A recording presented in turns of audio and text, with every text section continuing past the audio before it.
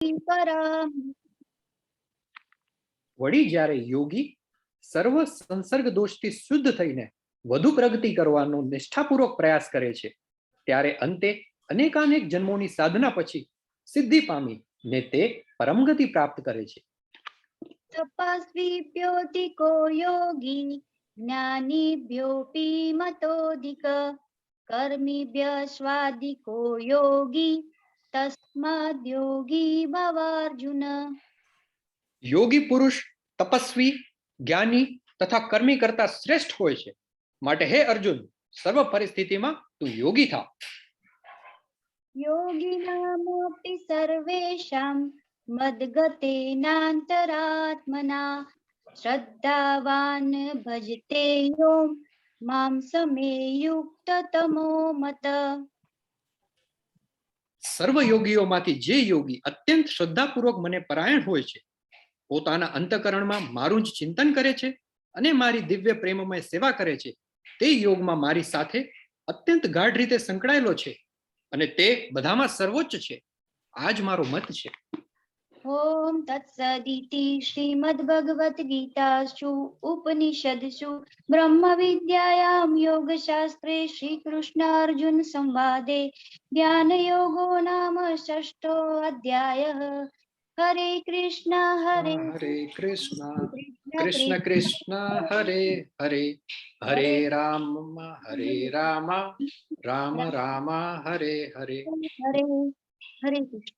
Hare Krishna. Hare Krishna. Thank you very much. હરે કૃષ્ણ. વાત પ્રભુ, બહુ સરસ શ્લોકનું વાંચન થયું અને બહુ સરસ એના અનુવાદોનું વાંચન થયું. એકદમ ઘરમાં રણકા પડતા હોય ને ભગવાનના બોલના, એવું લાગે. બહુ જ આનંદ થયો. Thank you very much. બહુ સરસ. સેવા આવી રીતે આપતા રહેજો જેથી. પ્રભુજી હરે કૃષ્ણ. પ્રભુજી Hare Krishna. Thank you very much. All glory to Srila Prabhupada. Hare સરસ. સો આજે છઠ્ઠો અધ્યાય છે. યસ.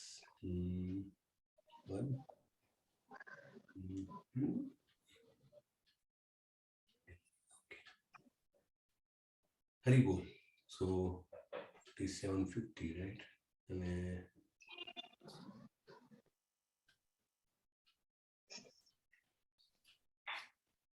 આપણે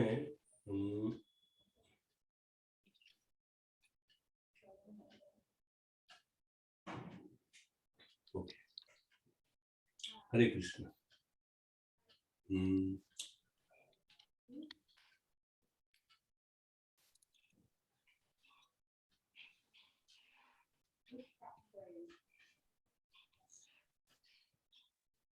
ओम ज्ञानतिमिरान्धस्य ज्ञानाञ्जनशलाकया चक्षुरुन्मिलितं येन तस्मै श्रीगुरुवे नमः.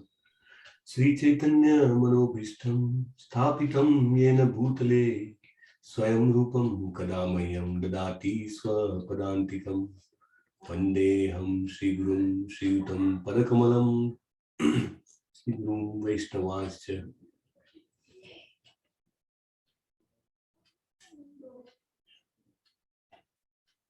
श्री रूपम सागरजातम सगन रघुनाथान्वितं तां सजीवं साद्वैतं सावधूतं परिजन सहितं कृष्ण चैतन्य देव श्री राधा कृष्ण पादान् सगन ललितां श्री विशाखांश्च. हे कृष्ण करुणा सिंधो दीनबंधो जगत्पते गोपेश गोपिका कांत राधा कांत नमोस्तुते. भक्त कांचन गौरांगी राधे वृंदावनेश्वरी वृषभानुसुते देवी प्रणमामि हरिप्रिये. वाञ्छा कल्पतरुभ्यश्च कृपा सिन्धुभ्य एव च पतितानां पावनेभ्यो वैष्णवेभ्यो नमो नमः. अनंत कोटि वैष्णव वृंद की जय. श्रीला प्रभुपाद की जय. भगवत गीता की जय. सद्गुरुदेव की जय. श्री कृष्ण चैतन्य प्रभु नित्यानंद श्री अद्वैत श्री गदाधर श्रीवासादि गौर भक्तवृंद. हरे कृष्ण कृष्ण कृष्ण हरे हरे, हरे राम राम राम हरे हरे. हरे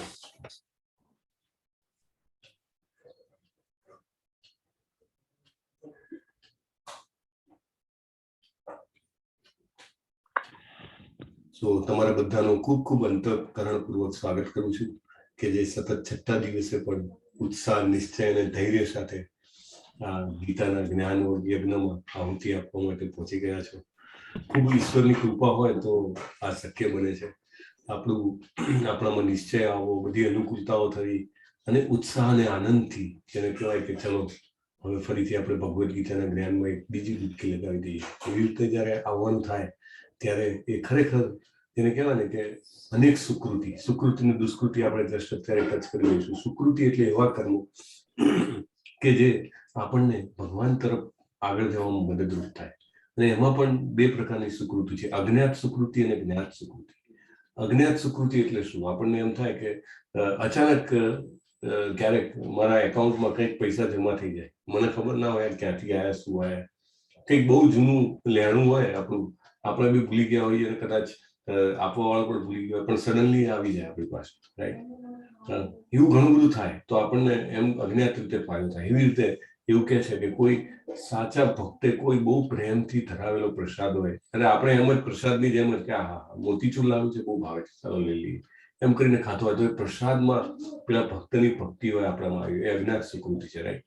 આપણે 4 રસ્તા ઉપર જતા હોઈએ અને ટ્રાફિક સિગ્નલ રોકાયા હોઈએ અને બાજુમાં સરસ કીર્તન ચાલતું હોય, રાઈટ? ઘણી વાર નગર સંકીર્તન માટે ભક્તો નીકળતા હોય, રાઈટ? અને ચાલતું હોય પેલા ટ્રાફિક સિગ્નલ પર ખાલી રોકાયો હોય અથવા લારીમાં કોઈ વેચવા વાળો હોય, શાક વેચી રહ્યો હોય, કંઈક ફળ વેચી રહ્યો હોય, ઓટોમેટિક એના અજ્ઞાત સુકૃતિ એના એકાઉન્ટમાં ઠક જમા, ક્રેડિટ બધું ક્રેડિટ થતું જાય. આવી બધી અજ્ઞાત સુકૃતિઓ. અને જ્ઞાત સુકૃતિઓ શું? આવી રીતે જેવી રીતે ભગવદ્ ગીતામાં રજીસ્ટર કરવું અને પ્રયત્ન કરીને આવવું, બરાબર? અને એમાં એસાઇનમેન્ટ ભરવા, એમાં આપણા જે ડાઉટ્સ હોય ક્લિયર કરવા, અને જેમ જેમ આપણને એમાં આપણે એમાં દાખલા તરીકે માળા કરવી કે કંઈ પણ એ બધું કરતા જઈએ તો એ બધું જ્ઞાત સુકૃતિ જે કે આપણે જાણી જોઈને કરીએ છીએ, સમજી વિચારીને કરીએ છીએ, પોતાના સેલ્ફ ડિસિઝનથી કરીએ છીએ, એ બધી જ્ઞાત સુકૃતિ કહેવાય. તો આ જ્ઞાત અને અજ્ઞાત બંને પ્રકારની સુકૃતિ જે છે, આપણું સ્પિરિચ્યુઅલ એકાઉન્ટ જે છે, આધ્યાત્મિક ખાતું, એમાં આપણી ક્રેડિટ એટલે એમાં જે જમા થતું જાય ત્યારે આવો સંજોગ સાંપડે, બરાબર? દુષ્કૃતિ તો ખબર છે, પણ સુકૃતિ એ જાણવું બહુ જરૂરી છે. તો અનેક સુકૃતિઓ પછી આવો અવસર સાંપડે. ને હું તમને બધાને વંદન કરું છું કે તમે બધા જે છે એ આવી અગણિત સુકૃતિઓના સ્વામી છો કે જેના કારણે આપણી સાથે અહીંયા આગળ ભગવાનને બોલેલા શબ્દોની આપલે કરવા માટે, ચર્ચા કરવા માટે આપ સર્વે સમયની પહેલા ઇવન શ્લોકોનું વાંચન ને અનુવાદ વાંચન વખતે પણ તમે હાજર થઈ ગયા, એ ખરેખર ધન્યવાદને પાત્ર છે. સો લલિત કુમાર વેદ પ્રભુ, હરે કૃષ્ણ, અમારા સાથીદાર છે બહુ જ ઘણા. હરે કૃષ્ણ પ્રભુજી, હરે કૃષ્ણ. બેચો સુધી હંમેશા એમને જોઈને મને ખૂબ પ્રેરણા મળે. ઘણી વાર મને કે બી ખરા કે અહીંયા આગળ નહીં, આ રીતે આ કરેક્ટ બી કરે. સો ઇઝ કમ્પેનિયન. ભગવાન ઘણી વાર છે ને આપણને એવા આત્માઓ, એવા લોકો સાથે મેળવી આપે કે આપણને એમની સાથે ભગવાનની વિશે વાત કરવાની, ચર્ચા કરવાની, એમને જોઈને આપણને પ્રેરણા મળે, રાઈટ? એવી રીતે તો લલિત કુમાર વેદ પ્રભુ છે. પ્રભુજી તમારા કારણે અમારે કેટલો ચેન્જ થયો છે જિંદગીમાં. પ્રભુ ઓલ ગ્લોરી પ્રભુ પાસે એવું છે.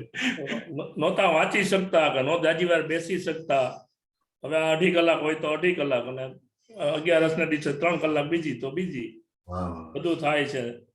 અને આ વખતે એમ હતું, મેં તમને લાઈક મેસેજ કર્યો હતો કે આ વખતે કદાચ નહીં થાય, તો આટલા દિવસ તો થઈ ગયા, એમ એટલે ચાલે છે.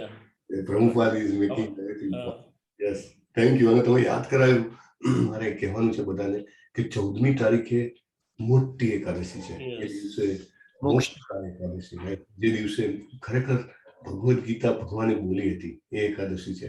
અને આપણા ઇસ્કોન બંગલુરુ તરફથી દર એકાદશી છેલ્લા કેટલાય વર્ષોથી 700 શ્લોકોનું પઠન થાય છે. એટલે જેવી રીતે લલિત કુમાર વેદ પ્રભુએ કીધું ને, 3.5 કલાક અઠંગ બેસી રહેવા વાળા આપણામાંના ઘણા બધા છે. જયશ્રી માતાજી, લલિત કુમાર પ્રભુ, શોભા માતાજી, એક શ્લોક અને મ્યુટમાં હોઈએ આપણે તો, પણ એ બોલતા હોય એટલે એમના હોઠ ફફડે ને આપણને દેખાય. એવા ઘણા બધા લોકો, એમાં ઘણી વાર હજારો લોકો થઈ જાય, એટલે ઝૂમ એકાઉન્ટ ફૂલ થઈ જાય, પછી યુટ્યુબ પર જોતા હોય લોકો. આ વખતે પણ એવું ચાન્સ છે કે એવું થઈ શકે, કારણ કે બહુ મોટી એકાદશી છે, રાઈટ? તો તમને બધાને વિનંતી છે, તમે એમાં જરૂર જોઈન થજો. આપણે ગ્રુપમાં એની લિંક ને બધું મૂકશું, બરાબર? અને એક અનુભવ જ એવો છે કે આપણને પછી એમ થાય કે બીજી વાર એકાદશી ક્યારે આવશે ને ક્યારે હું એમાં બેસીસ સાથે બધા શ્લોકોનું પઠન થાય અને 18 અલગ અલગ ભક્તો એનું પઠન કરે. તો તમે બધા જરૂર પધારજો. પ્રભુજી લિંક આવી જ ગઈ છે. આવી ગઈ છે ને? હા, સરસ. તો ગ્રુપમાં લિંક છે તો બધા એમાં કનેક્ટ થઈ શકે છે. યસ. મોહિત વાછાણી પ્રભુ, દિલીપ દીપક ઠાકર પ્રભુ, વેલુભા વાઘેલાજી, બધાને નમસ્કાર કરું છું. બહુ સરસ. જેમના વિડીયો ચાલુ છે એમને ખાસ, અને નથી ચાલુ એ બધાનો પણ ખૂબ ખૂબ હૃદયપૂર્વક આવકાર છે. હેતલ માતાજી, હરે કૃષ્ણ કૃષ્ણ કૃષ્ણ કૃષ્ણ હરે હરે. નીતિનજી, પિંકેશજી, હરે કૃષ્ણ પ્રભુજી. યસ, હેતલજી, હરે કૃષ્ણ. રશ્મિજી, ચેતનજી, મેહુલસિંહજી, કિન્નરીજી, હેમંતજી, અલ્પિનજી, હરે કૃષ્ણ. અલ્પિનજી, તમારું નામ યુનિક છે એટલે યાદ રહી જાય છે. હરે કૃષ્ણ પ્રભુ. હરે કૃષ્ણ. હરે કૃષ્ણ. દર્શનજી, દર્શકજી, ઉપેન્દ્ર નાથવાણી પ્રભુ તો નથી ને? ઉપેન્દ્ર નાથવાણી હતા. ઓકે, ઉપેન્દ્ર. ના સર, ઉપેન્દ્ર. હરે કૃષ્ણ. હરે કૃષ્ણ. યસ. દિશા માતાજી, ઓ હરે કૃષ્ણ. દિશા માતાજી, હરી બોલ. પ્રભુ પણ છે કદાચ આજે. હા, એ દેખાય છે, એમનું નામ દેખાય છે. સરસ. અમારા હરે કૃષ્ણ. હરે કૃષ્ણ. હરે કૃષ્ણ. યસ, ઉપેન્દ્ર પ્રભુનો અવાજ આવે. હરી બોલ. ના, થોડું જરાક લેટ થઈ ગયું. ઢીંગલીને વેક્સિન આપવાની હતી ને. ઓહો, તમે આવો છો એમ? મેં તમને સોરી જોયા નહીં. બહુ સરસ. થેન્ક્સ ફોર જોઈનિંગ પ્રભુ વન્સ અગેન. હરી બોલ. યસ, હરે કૃષ્ણ. હરે કૃષ્ણ. ધવલજી, ભાવેશજી, રીચાજી, આરતીજી, મુકેશજી, ભરતભાઈજી, પૂનમજી, જોશી, પાયલજી, રવિજી, દિવ્યાજી. મને છે ને યાદ રહી જાય. હું એકવાર બોલી દઉં તો એવી રીતે 2-3 વખત બોલાશે. ભક્તોની સાથેનો સત્સંગ મળવો ને બહુ મુશ્કેલ છે, એટલે નામ યાદ રાખવા જરૂરી છે. રાકેશજી, અસ્મિતાજી, મનીષાજી, કિંજલજી. ઓકે, આઈ થિંક હવે કવર થઈ ગયા. હેતલ, હિરેન કારલિયાજી, દેવલજી, જયેશજી, દિશાજી, ધવલજી. I think it's all. SJ નામ નથી ખબર. ભાવેશજી, મનીષાજી, અને યસ, જયશ્રી માતાજી, નિરંજનજી, રીચાજી. I think all cover. Hare Krishna. નામ રહી ગયું હતું, sorry. Okay, so with that we will start. આજનો જે અધ્યાય છે એ અધ્યાય ચાલુ કરતા પહેલા મારે એક ઇમ્પોર્ટન્ટ પોઈન્ટ લેવો છે, જે જનરલી અમે ચોથા અધ્યાયમાં લેતા હોઈએ છીએ, પણ સમયની જેને કહેવાય ને કે, કારણ કે ચોથો અધ્યાય દિવ્ય જ્ઞાન છે, એમાં ઘણા બધા કોન્સેપ્ટ હતા. એ કોન્સેપ્ટમાં મને પછી એવું લાગ્યું કે એક કોન્સેપ્ટ હું પછી લઈ શકું એમ છું, તો એટલા માટે આ કોન્સેપ્ટ મેં ડ્રોપ કર્યો હતો. So that I want to cover it here. બરાબર. આ બહુ જ ઇમ્પોર્ટન્ટ કોન્સેપ્ટ છે, ટાઈમ, કાલ. ભગવદ્ ગીતામાં જે 5 મુખ્ય આસ્પેક્ટ્સ અથવા તો 5 મુખ્ય વસ્તુઓને કવર કરવામાં આવી છે, એમાં એક છે કાળ. ભગવાન આગળ આપણને કહેશે કે કાલ હું છું, રાઈટ? કાલમાં મૃત્યુ હું છું, એવી રીતે ભગવાન કહેશે આપણને. એમની ભગવાનની જે વિભૂતિઓ છે, વિભૂતિ યોગમાં કહેશે. તો કાળ શું છે? આપણે બધા જે છીએ એ હંમેશા હું મારા પરિપ્રેક્ષ્યમાં વિચારતો હોઉં, રાઈટ?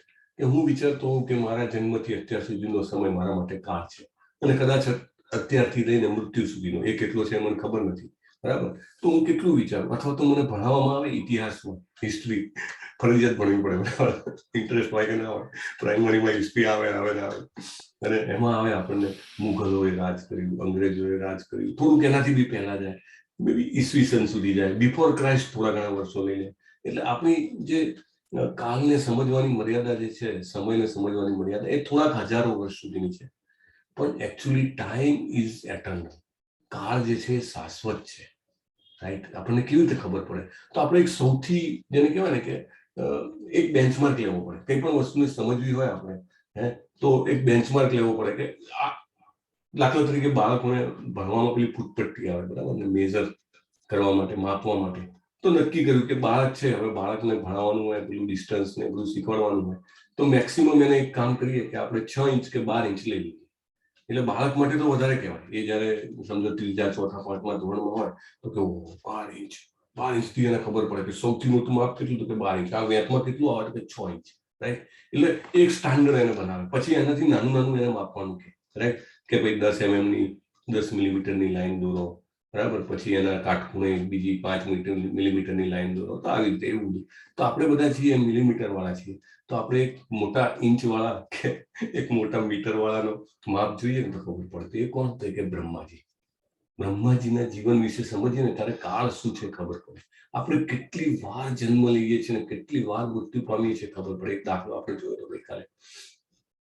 ચોમાસામાં પેલા જીવડા થાય છે, રાતના જીવડા થાય, રાત્રે ઉત્પન્ન થાય, અને સવાર સુધીમાં તો મરી ગયા હોય, 4-6 કલાકમાં તો એ જન્મે, એનો વિકાસ થાય, પ્રજનન કરે અને મૃત્યુ પણ પામે. એટલે આપણું જીવન આપણને ઘણીવાર જો આ સમજીએ ને ટાઈમ સ્કેલ, તો આપણને પણ ખબર પડે કે શા માટે ઉચ્ચ લોકોના જે જીવો છે, જે દેવો છે, ઋષિમુનિઓ છે, જે બ્રહ્મલોકમાં બ્રહ્માજીના લોકમાં જે છે, એ લોકો શા માટે મનુષ્ય જીવનને એકદમ આટલું નાનું જેને કહેવાય ને સામાન્ય ગણે છે. કેમ? તો આપણું જીવન એમના માટે કદાચ જીવડા કરતા પણ ઓછું છે. કેમ? જોઈએ ચાલો.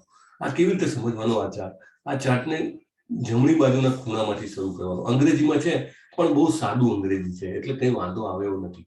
જો સૌથી નાનો કાળ જે છે અહીંયા આગળ કળિયુગ તરીકે બતાવેલો છે આપણા શાસ્ત્રોમાં. સૌથી નાનામાં નાનો કાળ. આપણને કેવું લાગે, આપણે કળિયુગ ચાલે છે, બાપા કેટલી તકલીફ છે, ક્યારે પૂરો થશે યાર? પણ એ સૌથી નાનામાં નાનો કાળ છે. કળિયુગનો સમય 4,32,000 વર્ષ. આપણા આયુષ્ય પ્રમાણે તો આપણને લાગે બહુ મોટો કાળ છે ભાઈ, આટલો મોટો કાળ. પણ એનું આમ ઓવરઓલ તમે હવે જુઓ, કળિયુગ કરતા ડબલ દ્વાપર યુગ છે, 8,64,000 વર્ષ. બે યુગ વચ્ચે એક સંધ્યા પણ આવે છે. પણ દ્વાપરથી જેને કહેવાય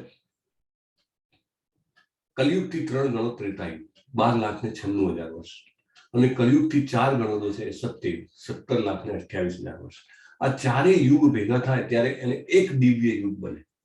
એક દિવ્ય યુગ એટલે 4.32 મિલિયન યર્સ, બરાબર?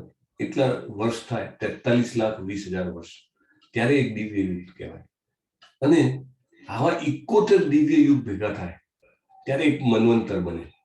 એટલે એક મનુનું એક મનુ જે હોય ને, એક મનુ, આપણે બધા 14 મનુઓનું શાસન ચાલે, બરાબર? આપણે એક અધ્યાયમાં આગળ જોઈશું 14 મનુના નામ ને આપણે કહેવાનું છે, બધું જ આવશે. પણ ઇમ્પોર્ટન્ટ પોઈન્ટ છે કે એવા 71 દિવ્ય યુગ થાય એટલે 306.72 મિલિયન વર્ષ. હવે તો મિલિયન ને બિલિયનમાં જ વાત કરવી પડે, રાઈટ? આગળ ટ્રિલિયન પણ આવશે. મિલિયન એટલે 10 લાખ, બરાબર ને? એ રીતે સમજવું.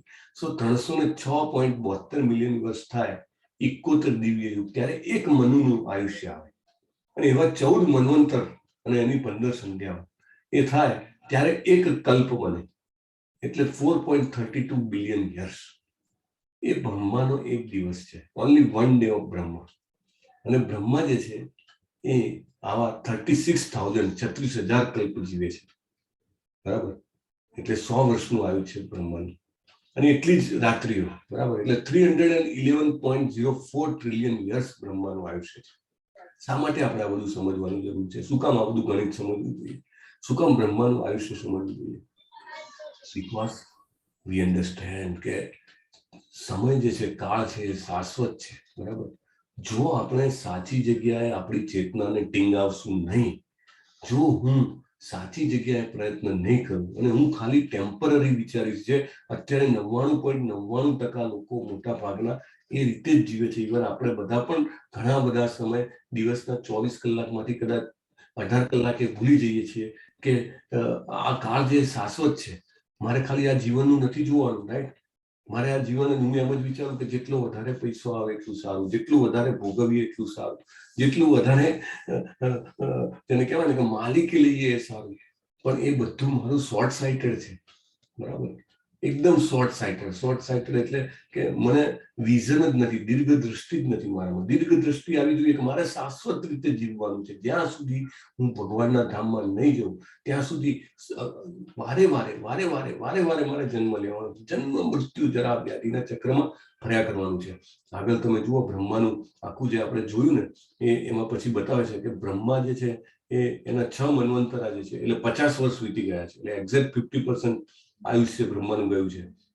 એટલે બ્રહ્માને જે છે હજી 155.522 ટ્રિલિયન યર્સ એના થયા છે હજી જીવનના, 311 બિલિયનમાંથી, રાઈટ? મનુ જે છે, મનુના જન્મ પહેલા ગીતાનું કથન થયું હતું. કોને આપ્યું હતું? સૂર્યદેવ વિવસ્વાનને આપ્યું હતું, રાઈટ? તો વિવસ્વાનને 12 કરોડ વર્ષ પહેલા ભગવદ ગીતા ભગવાને આપી હતી. એટલે આખું એને કહેવાય સ્ટેટિસ્ટિકલી પ્રૂવન છે કે ક્યારે આપી હતી. અને ભગવદ ગીતા જે છે એ મનુએ ઈશ્વાકુને આપી હતી, રાઈટ? તો એ પણ કેલ્ક્યુલેશન કે 20 લાખ વર્ષ પહેલા આપી હતી. એટલે ટાઈમનું શું મેજરમેન્ટ છે તમે જુઓ. બ્રહ્માની 1 સેકન્ડ એટલે 1 લાખ વર્ષ થાય છે. કૃષ્ણ કરીને એક બુક છે, તમને બધાને વિનંતી છે કે વાંચો. પ્રભુપાદને એવું થયું કે મારા 70 વર્ષ થઈ ગયા, હવે ક્યારેય પણ મૃત્યુ આવી શકે છે અને કદાચ ભાગવતમનું ભાષાંતર હું પૂરું ના કરી શકું તો એટલે એમને 10મો ખંડ જે છે ભાગવતમનું કે જે કૃષ્ણ લીલા છે એ એમને જે કહેવાય કે સ્પેશિયલ બુક બનાવીને લખી નાખી સ્પેશિયલી, અને એમાં બધું જ આખી કૃષ્ણ લીલા બહુ અદભુત રીતે એમાં આપી છે. તો એ કૃષ્ણ બુકમાં આવે છે બ્રહ્માજીને પણ ચેક કરવું હોય છે કે આ કૃષ્ણ જે એમ કે છે કે બહુ જેને કહેવાય જબરદસ્ત વ્યક્તિ છે, લાય મને ચેક કરવા દે. તો એ કૃષ્ણજી પાસે આવીને એમના ગોપાળો બાળ સાથે વનમાં જયારે ઉજાણી કરતા હોય છે તો એમની ગાયો ચોરી લે છે અને પછી ગાયોને શોધવા માટે ગોપબાળો જાય છે તો ગોપબાળોને પણ એ ચોરી લે છે, રાઈટ. તો બ્રહ્માજી પછી ચેક કરવા માટે થેન્ક યુ પાછા આવતા હોય છે અને ત્યારે એ એક જ સેકન્ડમાં પાછા આવે છે, રાઈટ.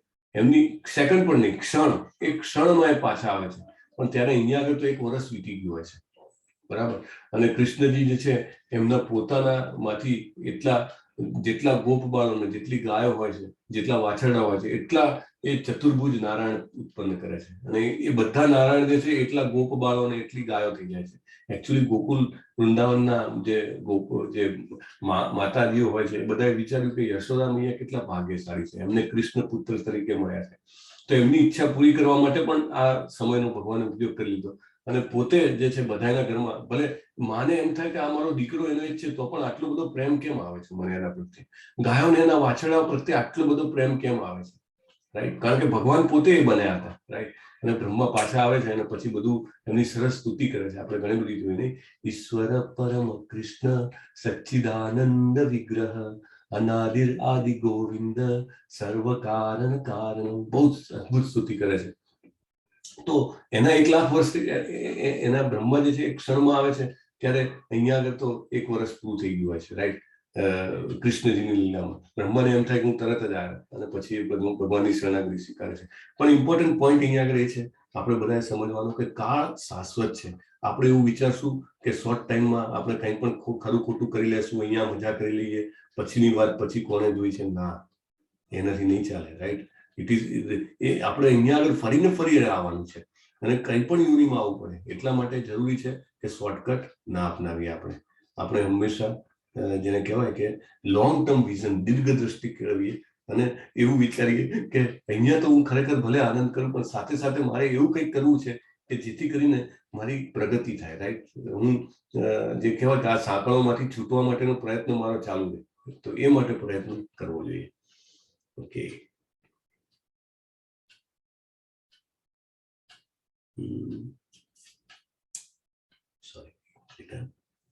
તો હવે 6થો અધ્યાય શરૂ કરું છું. આ પોઈન્ટ એટલા માટે અહીંયા આગળ લીધો હતો કે એકચ્યુઅલી એ આપણે 4થા અધ્યાયમાં હતો પણ આપણે એને કવર નહોતા કરી શક્યા, એટલા માટે લીધો હતો. Okay, now we come to chapter number 6 which is called ધ્યાન યોગ, રાઈટ. એનું સરસ લગભગ 18 મેસેજ છે અહીંયા આગળ. પાર્થ પ્રભુ તમે જોતા હશો, હું જોતો નથી. હરે કૃષ્ણ. મારી સ્લાઇડ દેખાય છે? યસ પ્રભુજી. બાય ધ ટાઈમ મેં તમને કૃષ્ણ બુકની વાત કરી તો એ જસ્ટ બતાવવા માટે. બહુ સરસ બુક છે અને એક ચેપ્ટરમાં ઘણું બધું જ્ઞાન રહેલું છે અને ભગવાનની લીલા છે એટલે સાંભળવા માટે તમને કામ. ઓકે, ધ્યાન યોગ અધ્યાય 6. એમાં આ ફોટો દેખાય છે, રાઈટ. તમને લાગે કે ધ્યાન કરવું એટલે શું, તો ખબર પડે કે યોગી છે. તમે જુઓ એમના વાળ જે છે એ દોરડાઓ જેવા બની ગયા છે. કેવી જગ્યાએ? હરે કૃષ્ણ. આ બુક તો ચેટ બોક્સમાં મૂકજો ને તો લઈ શકે. હા, જરૂર. પાર્થ પ્રભુ આપણું મંદિરની વેબસાઇટ લિંક મૂકજો. યસ. તો યોગીની જે જટાઓ અને વાળ જે છે એની બધી દોરડા જેવા થઈ ગયા છે, બરાબર. કેવી જગ્યાએ ધ્યાન કરે છે તમે જુઓ. હિમ આચ્છાદિત પર્વતો છે, રાઈટ. અને જંગલ કે જેને કહેવાય કે એવી જગ્યા છે. પાછળ તમે બહુ ધ્યાનથી જોશો તો હિંસક પશુ વાઘ પણ દેખાય છે, રાઈટ. એવી જગ્યાએ કરે છે એટલે આ છે ધ્યાન, બરાબર. ફાઇન. યોગ શું છે? તો જાત જાતના લોકો જાત જાતના રીતે યોગ કરતા હોય છે, રાઈટ. બહુ જાજુ આપી પણ જેને કહેવાય કે રાજા ગગડી જાય એવી ઠંડીમાં આ જે વ્યક્તિ છે બાબાજી છે એ 3 પાયા ઉપર ટક્યા છે, રાઈટ. 2 હાથ ને 1 પગ અને કરી રહ્યા છે. ઓકે, શીર્ષાસન, જબરદસ્ત પ્રકારનું શીર્ષાસન. આજુબાજુમાં અગ્નિ કરીને કરેલું શીર્ષાસન. રાઈટ. ઓ માય, આ તો કેવું છે જુઓ, આખું માથું અંદર નાખી દીધું છે અને થોડાક લોકોનું ધ્યાન ખેંચવા માટે થઈને કેટલું કષ્ટ આપી રહ્યા છે, રાઈટ, શરીરને. પછી હવે આજકાલ નવી ફેશન આવી ગઈ છે કે ઘરની અંદર આજકાલ જે યોગા મેટ છે ખૂણે ખૂણે મળે બજારમાં. સારું, નાનામાં નાના વેપારીથી લઈ અને મોટા શોપિંગ સેન્ટરમાં પણ યોગા મેટ રાખે. ફેશનની આઈટમ થઈ ગઈ છે. એટલે ઘરના ખૂણામાં મસ્ત જેને કહેવાય પંખો કે એસી ચાલુ કરીને ફર્સ્ટ ક્લાસ થોડી એક્સરસાઇઝ કરવાની અને મનનો સંતોષ થઈ જાય કે યોગા કરી લીધા. બિયર યોગા એ બહુ ફેમસ છે ફોરેનમાં, કે થોડીક એરોબિક્સ એક્સરસાઇઝ કરવાની અને દરેક એક્સરસાઇઝના વચ્ચે એક પોઝ લઈ અને બિયરનો સીપ લેવાનો.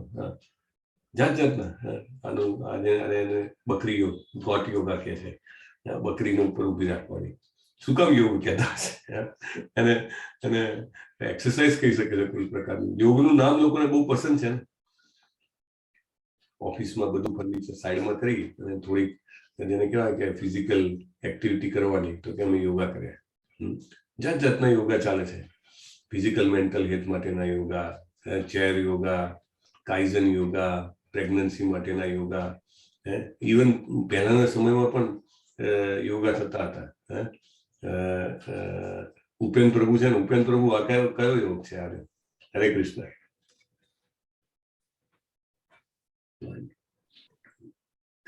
સોરી પ્રભુ, શું કયો અધ્યાય? હું આજે લાઈન દેખાય છે ને, હા હા, એમાં આ વ્યક્તિ કોણ છે અને શું કરી રહી છે? એની આઈડિયા? નથી રિકોલ થતું. અચ્છા, ઓકે, થેન્ક યુ પ્રભુ. સો yes, Parth Prabhu, any guess, wild gas?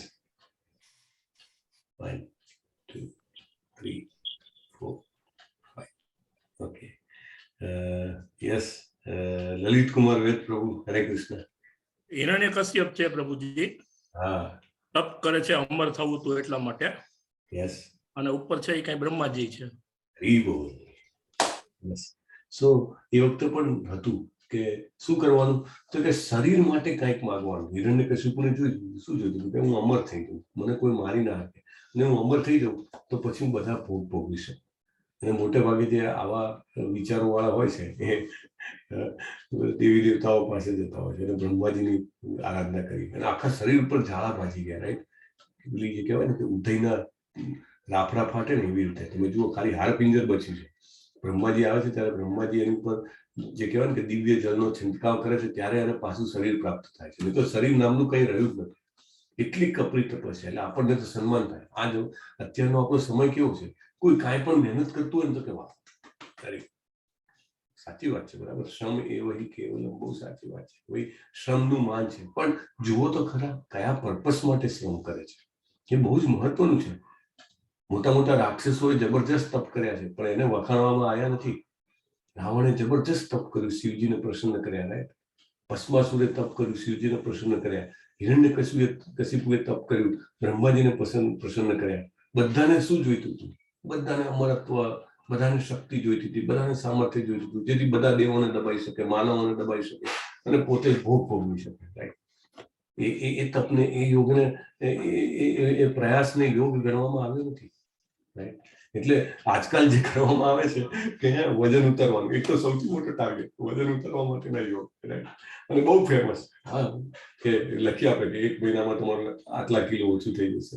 પણ યોગ પોતે જે શબ્દ છે એની પણ વ્યાખ્યા એ થતી નથી. આગળ જોઈશું આપણે.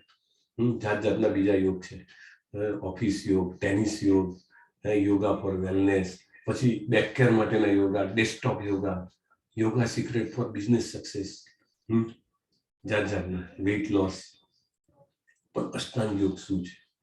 8 અંગો વાળો યોગ. યોગ એટલે શું? યોગ શેમાંથી આવ્યો છે શબ્દ? યોગ એટલે શું? Let me ask. કોણ જવાબ આપશે? હેન્ડ રેઝ કરી શકે છે? હરે કૃષ્ણ. યસ, 1 2 3 4 5 6 7 8. હા, લલિત કુમાર વેદને તો ખ્યાલ હશે, પણ આ નંબર છે 5E58EF16. કોનો નંબર છે? અથવા કોણ છે ભાઈ? હરે કૃષ્ણ. તમારું નામ શું છે? વિડીયો ઓન થયો પણ ઓડિયો ઓન નથી થયો એવું લાગે છે મને. અનમ્યુટ કરો આપ.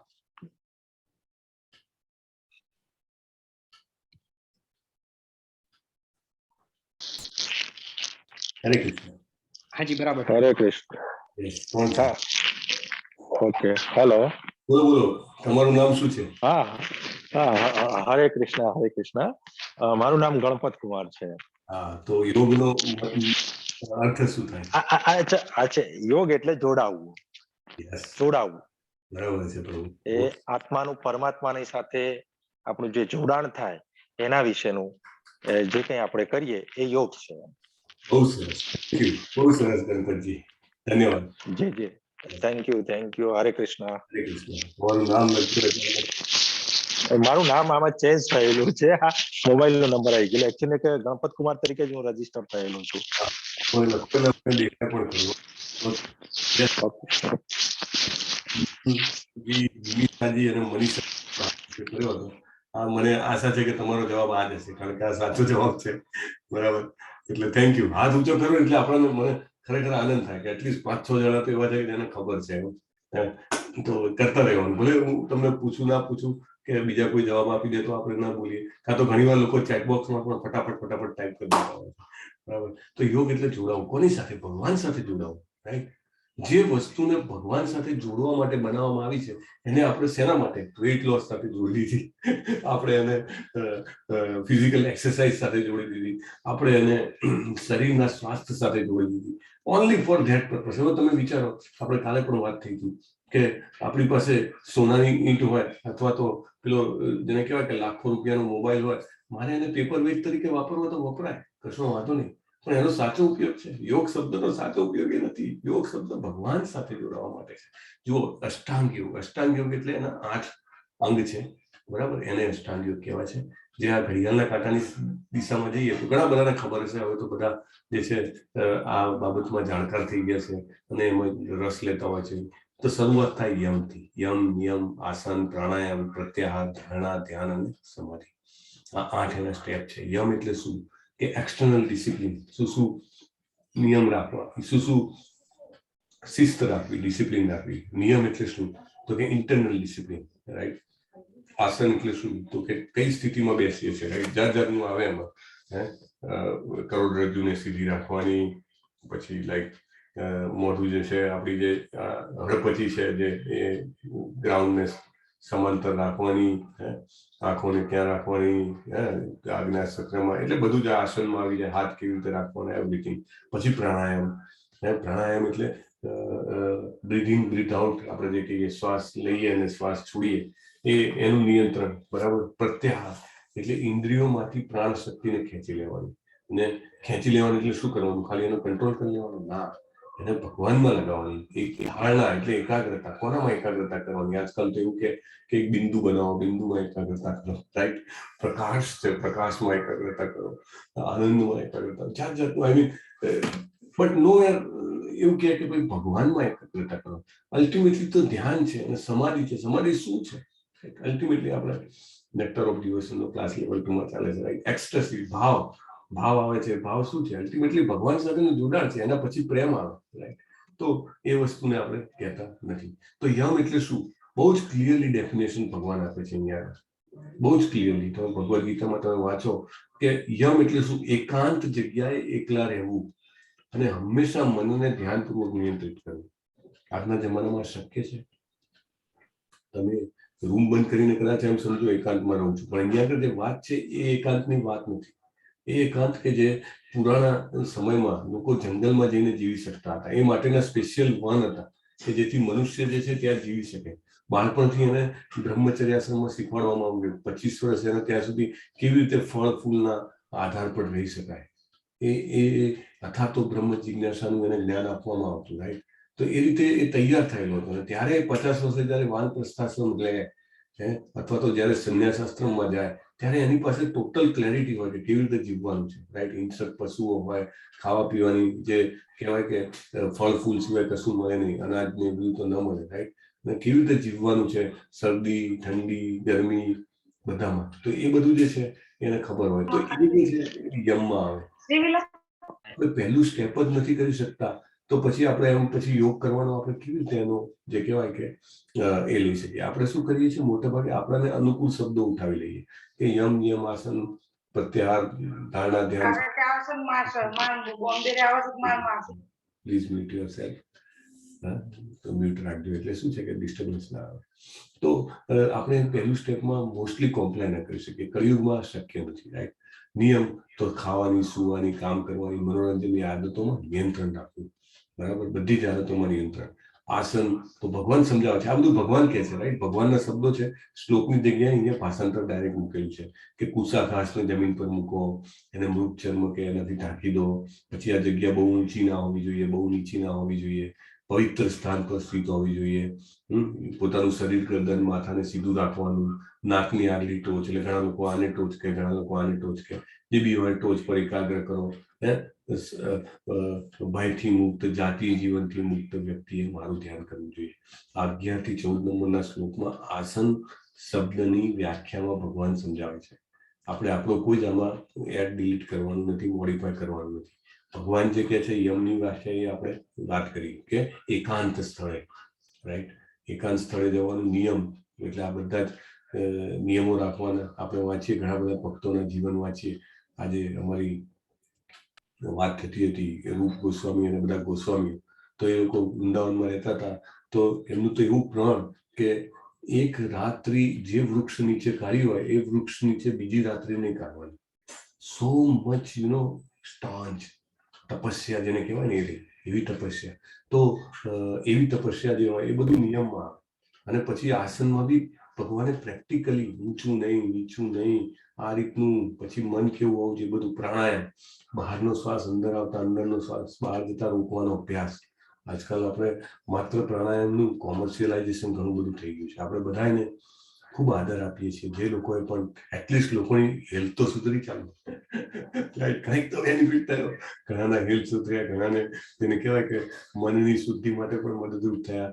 એટલે જે કોઈ પણ આને પ્રચાર કરી રહ્યા છે વંદન છે. પણ મેઇન વસ્તુ છે કે એનો એક ભાગને ઉઠાઈને પછી એને આપણે જેને કહેવાય કે એક્સપાન્ડ કરી દીધો કે ભાઈ આ વસ્તુ જે છે એ યોગ છે. પણ ભગવાન કહે છે કે આ એનું 4થા નંબરનું સ્ટેપ છે.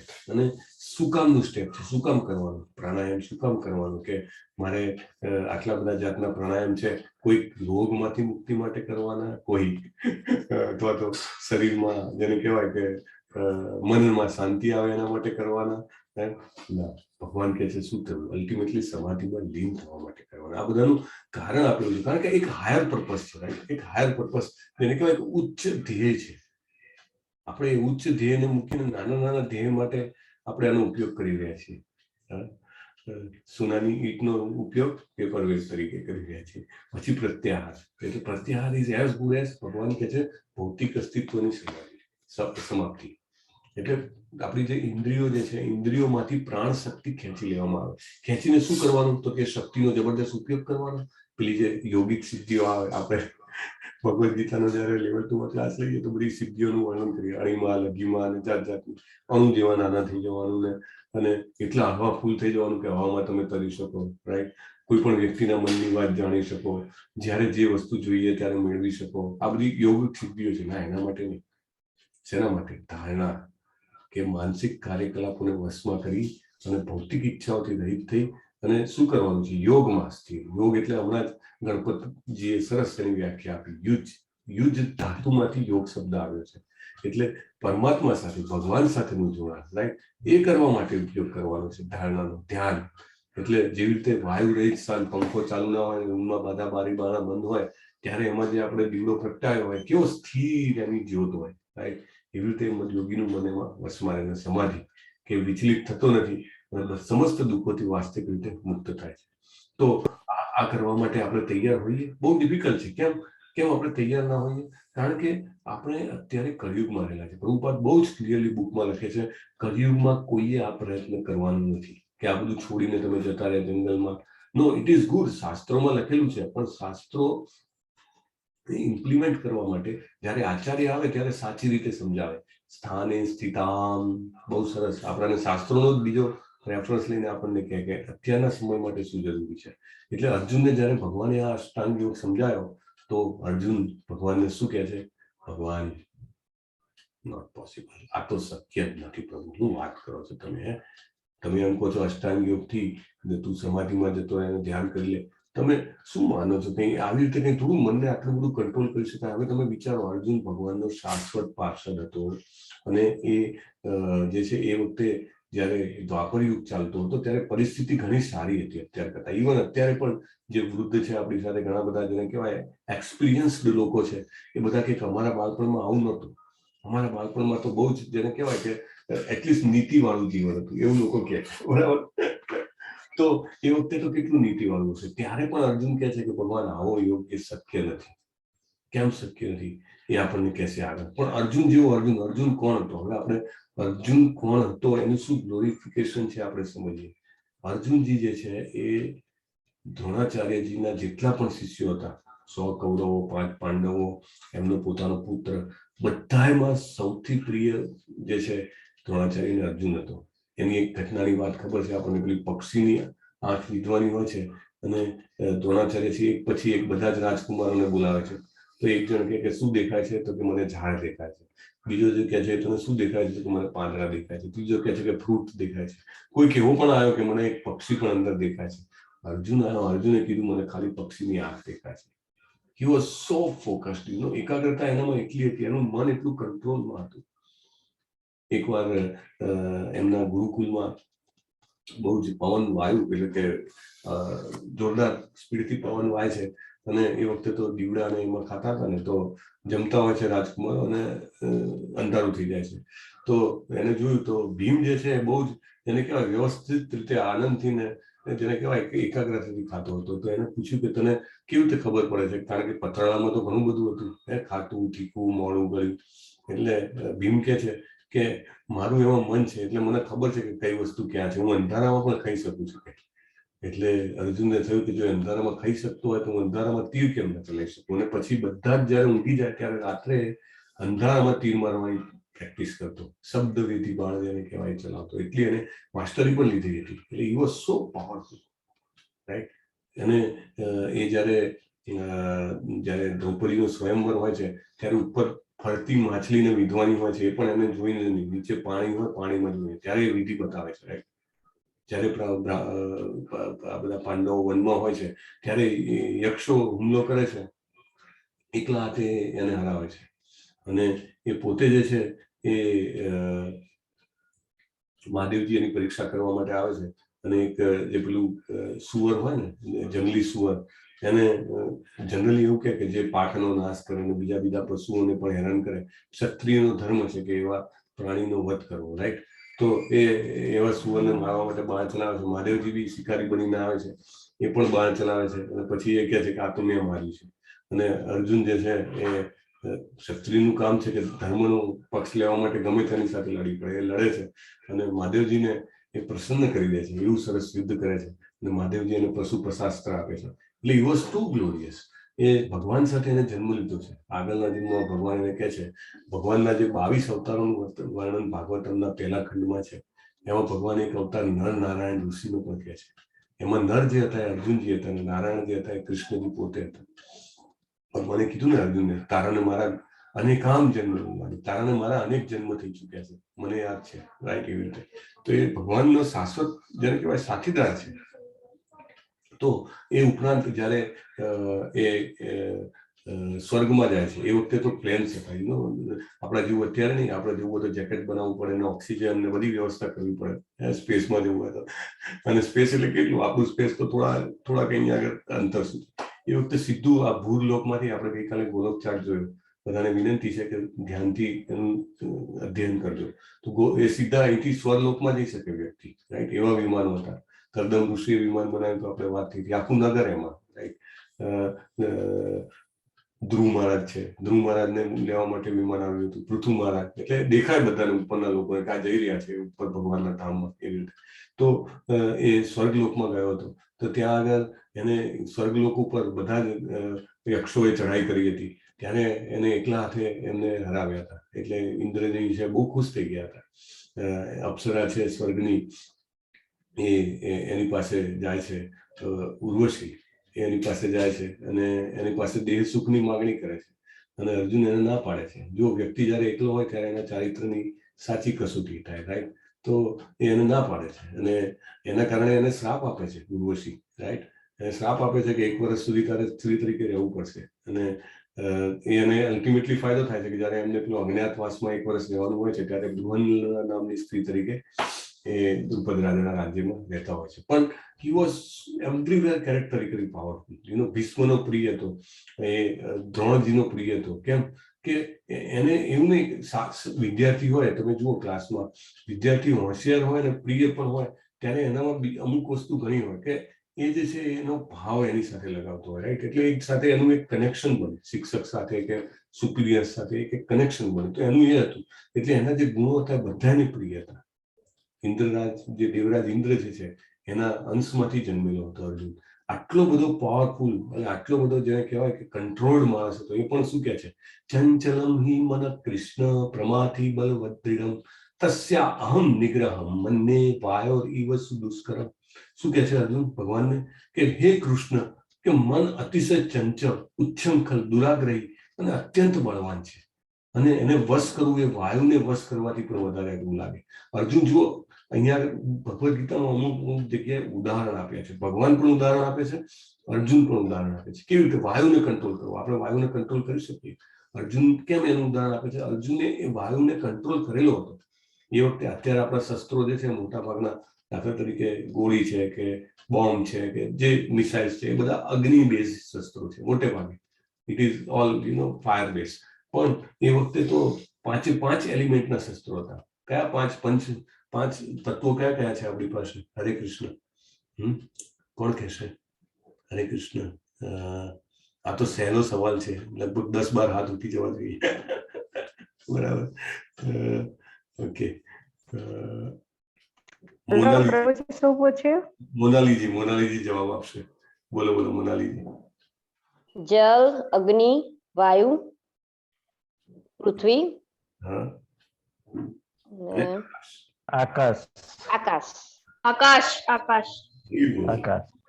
સરસ, થેન્ક યુ. બધાનો આભાર. યસ, મેહુલસિંહજી, પરેશજી, પાર્થ અને ઉપેન્દ્રજી અને Lalit Kumar ji, as usual. Yes. તો 5 શસ્ત્ર હતા. અર્જુને વાયુને કંટ્રોલ કરેલો હતો. એ ધારે તો અહીંયા આપણે કેવી રીતે પેલા જાત જાતના વાવાઝોડા આવતા હોય છે, છાસવારે હવે તો આવતા થઈ ગયા અને નામ જાત જાતના હોય, બરાબર? તો અર્જુન ધારે તો એટલી, સમજો 150 કિલોમીટરની ઝડપે પવન ફૂંકાય એવું શસ્ત્ર ફૂંકે. સામે કેટલા જે હોય લડવા વાળા એ બધા ફૂંકાઈ જાય એમ, રાઈટ? તો એવું એને વાયુને વશ કરેલો હતો અને એ વશ કરતા કેટલી તકલીફ પડી એને ખબર હતી. એટલે કે વાયુને વશ કરવા કરતા પણ મનને વશ કરવું વધારે અઘરું છે. એટલા માટે આ યોગ જે છે એ મારાથી થઈ શકે નહીં. તમે શું વાત કરો છો ભગવાન? તમે મારી પાસે શું કરાવવા માંગો છો? શ્રી ભગવાન વાચ. ભગવાન રસ્તો બતાવે છે. અર્જુન પૂછે છે કે આ યોગ કરવો બહુ અઘરો છે. ભગવાન કે ઓકે, ચાલ તને સોલ્યુશન આપું. અસંશયમ મહાબાહો મનો દુર્નિક્રિયમ ચલમ. પણ સલાહ આપતા પહેલા એ એગ્રી કરે છે. જો આપણે એક જેને કહેવાય કે જ્યારે વાત થતી હોય ને ત્યારે સામેનો વ્યક્તિ જે કે એ તમે એને સ્વીકારો તો આપણી જે વાતચીત છે એ પોઝિટિવ ડાયરેક્શનમાં કન્ક્લુડ થવા તરફ, એટલે એનો રિઝલ્ટ સાચું આવે, સારું આવે, એની ચાન્સીસ વધી જાય, રાઈટ? ભગવાન પહેલા એને સ્ટેમ્પ મારીને એક્સેપ્ટ કરે છે, તારી વાત સાચી છે ભાઈ, ઓકે. અસંશયમ એટલે કે નિસંદેહ, કે અસંશયમ મહાબાહો મનો દુર્નિગ્રહ ચલમ. એટલે મનને નિગ્રહ કરવો એ બહુ જ અઘરું છે. અને પાછું શું કીધું એને? જો એનું મનોબળ જે છે, એનું મોરલ છે વધારે છે. મહાબાહો, ભગવાને વારે વારે એને સર્ટિફિકેટ આપે છે, રાઈટ? એટલે એટલો પાવરફુલ માણસ હતો. પાવરફુલ માણસ શરીરથી, મનથી, બધી રીતે શક્તિશાળી વ્યક્તિ હતો, રાઈટ? એટલે મહાબાહો કીધો છે, પણ એને કીધું છે હા પણ તારી વાત સાચી છે, મનને કંટ્રોલ કરવું બહુ અઘરો છે. અભ્યાસેન તું કૌંતેય વૈરાગ્યેન ચ ગૃહ્યતે. પણ 2 રીતે કંટ્રોલ કરી શકાય. અભ્યાસ એટલે પ્રેક્ટિસ કરતા રહેવું પડે, રાઈટ? પ્રેક્ટિસ મેક્સ અ મેન પરફેક્ટ. અત્યારે આ વાક્ય બધાને યાદ હોય, રાઈટ? એટલે પ્રયાસ કરતા રહેવાનું. આપણે કેમ કહીએ છીએ બધાને કે એક માળા કરીએ, આપણે કેમ કહીએ છીએ? It's a practice. જેમ જેમ પ્રેક્ટિસ કરતા જઈએ એમ એમ આપણું અંદરની જે કલ્મશ છે ઓછી થતી જાય. ધીરે ધીરે ધીરે ધીરે ઇટ રિડ્યુસીસ. અને એક કરો તો બે કરવાની પણ ઈચ્છા થાય ધીમે ધીમે. એટલે અભ્યાસ બહુ મહત્વનો છે. વૈરાગ્ય દ્વારા એને વશમાં થઈ જાય. વૈરાગ્ય એટલે શું? લોકો કે વૈરાગ્ય સાધુ બની જવાનું.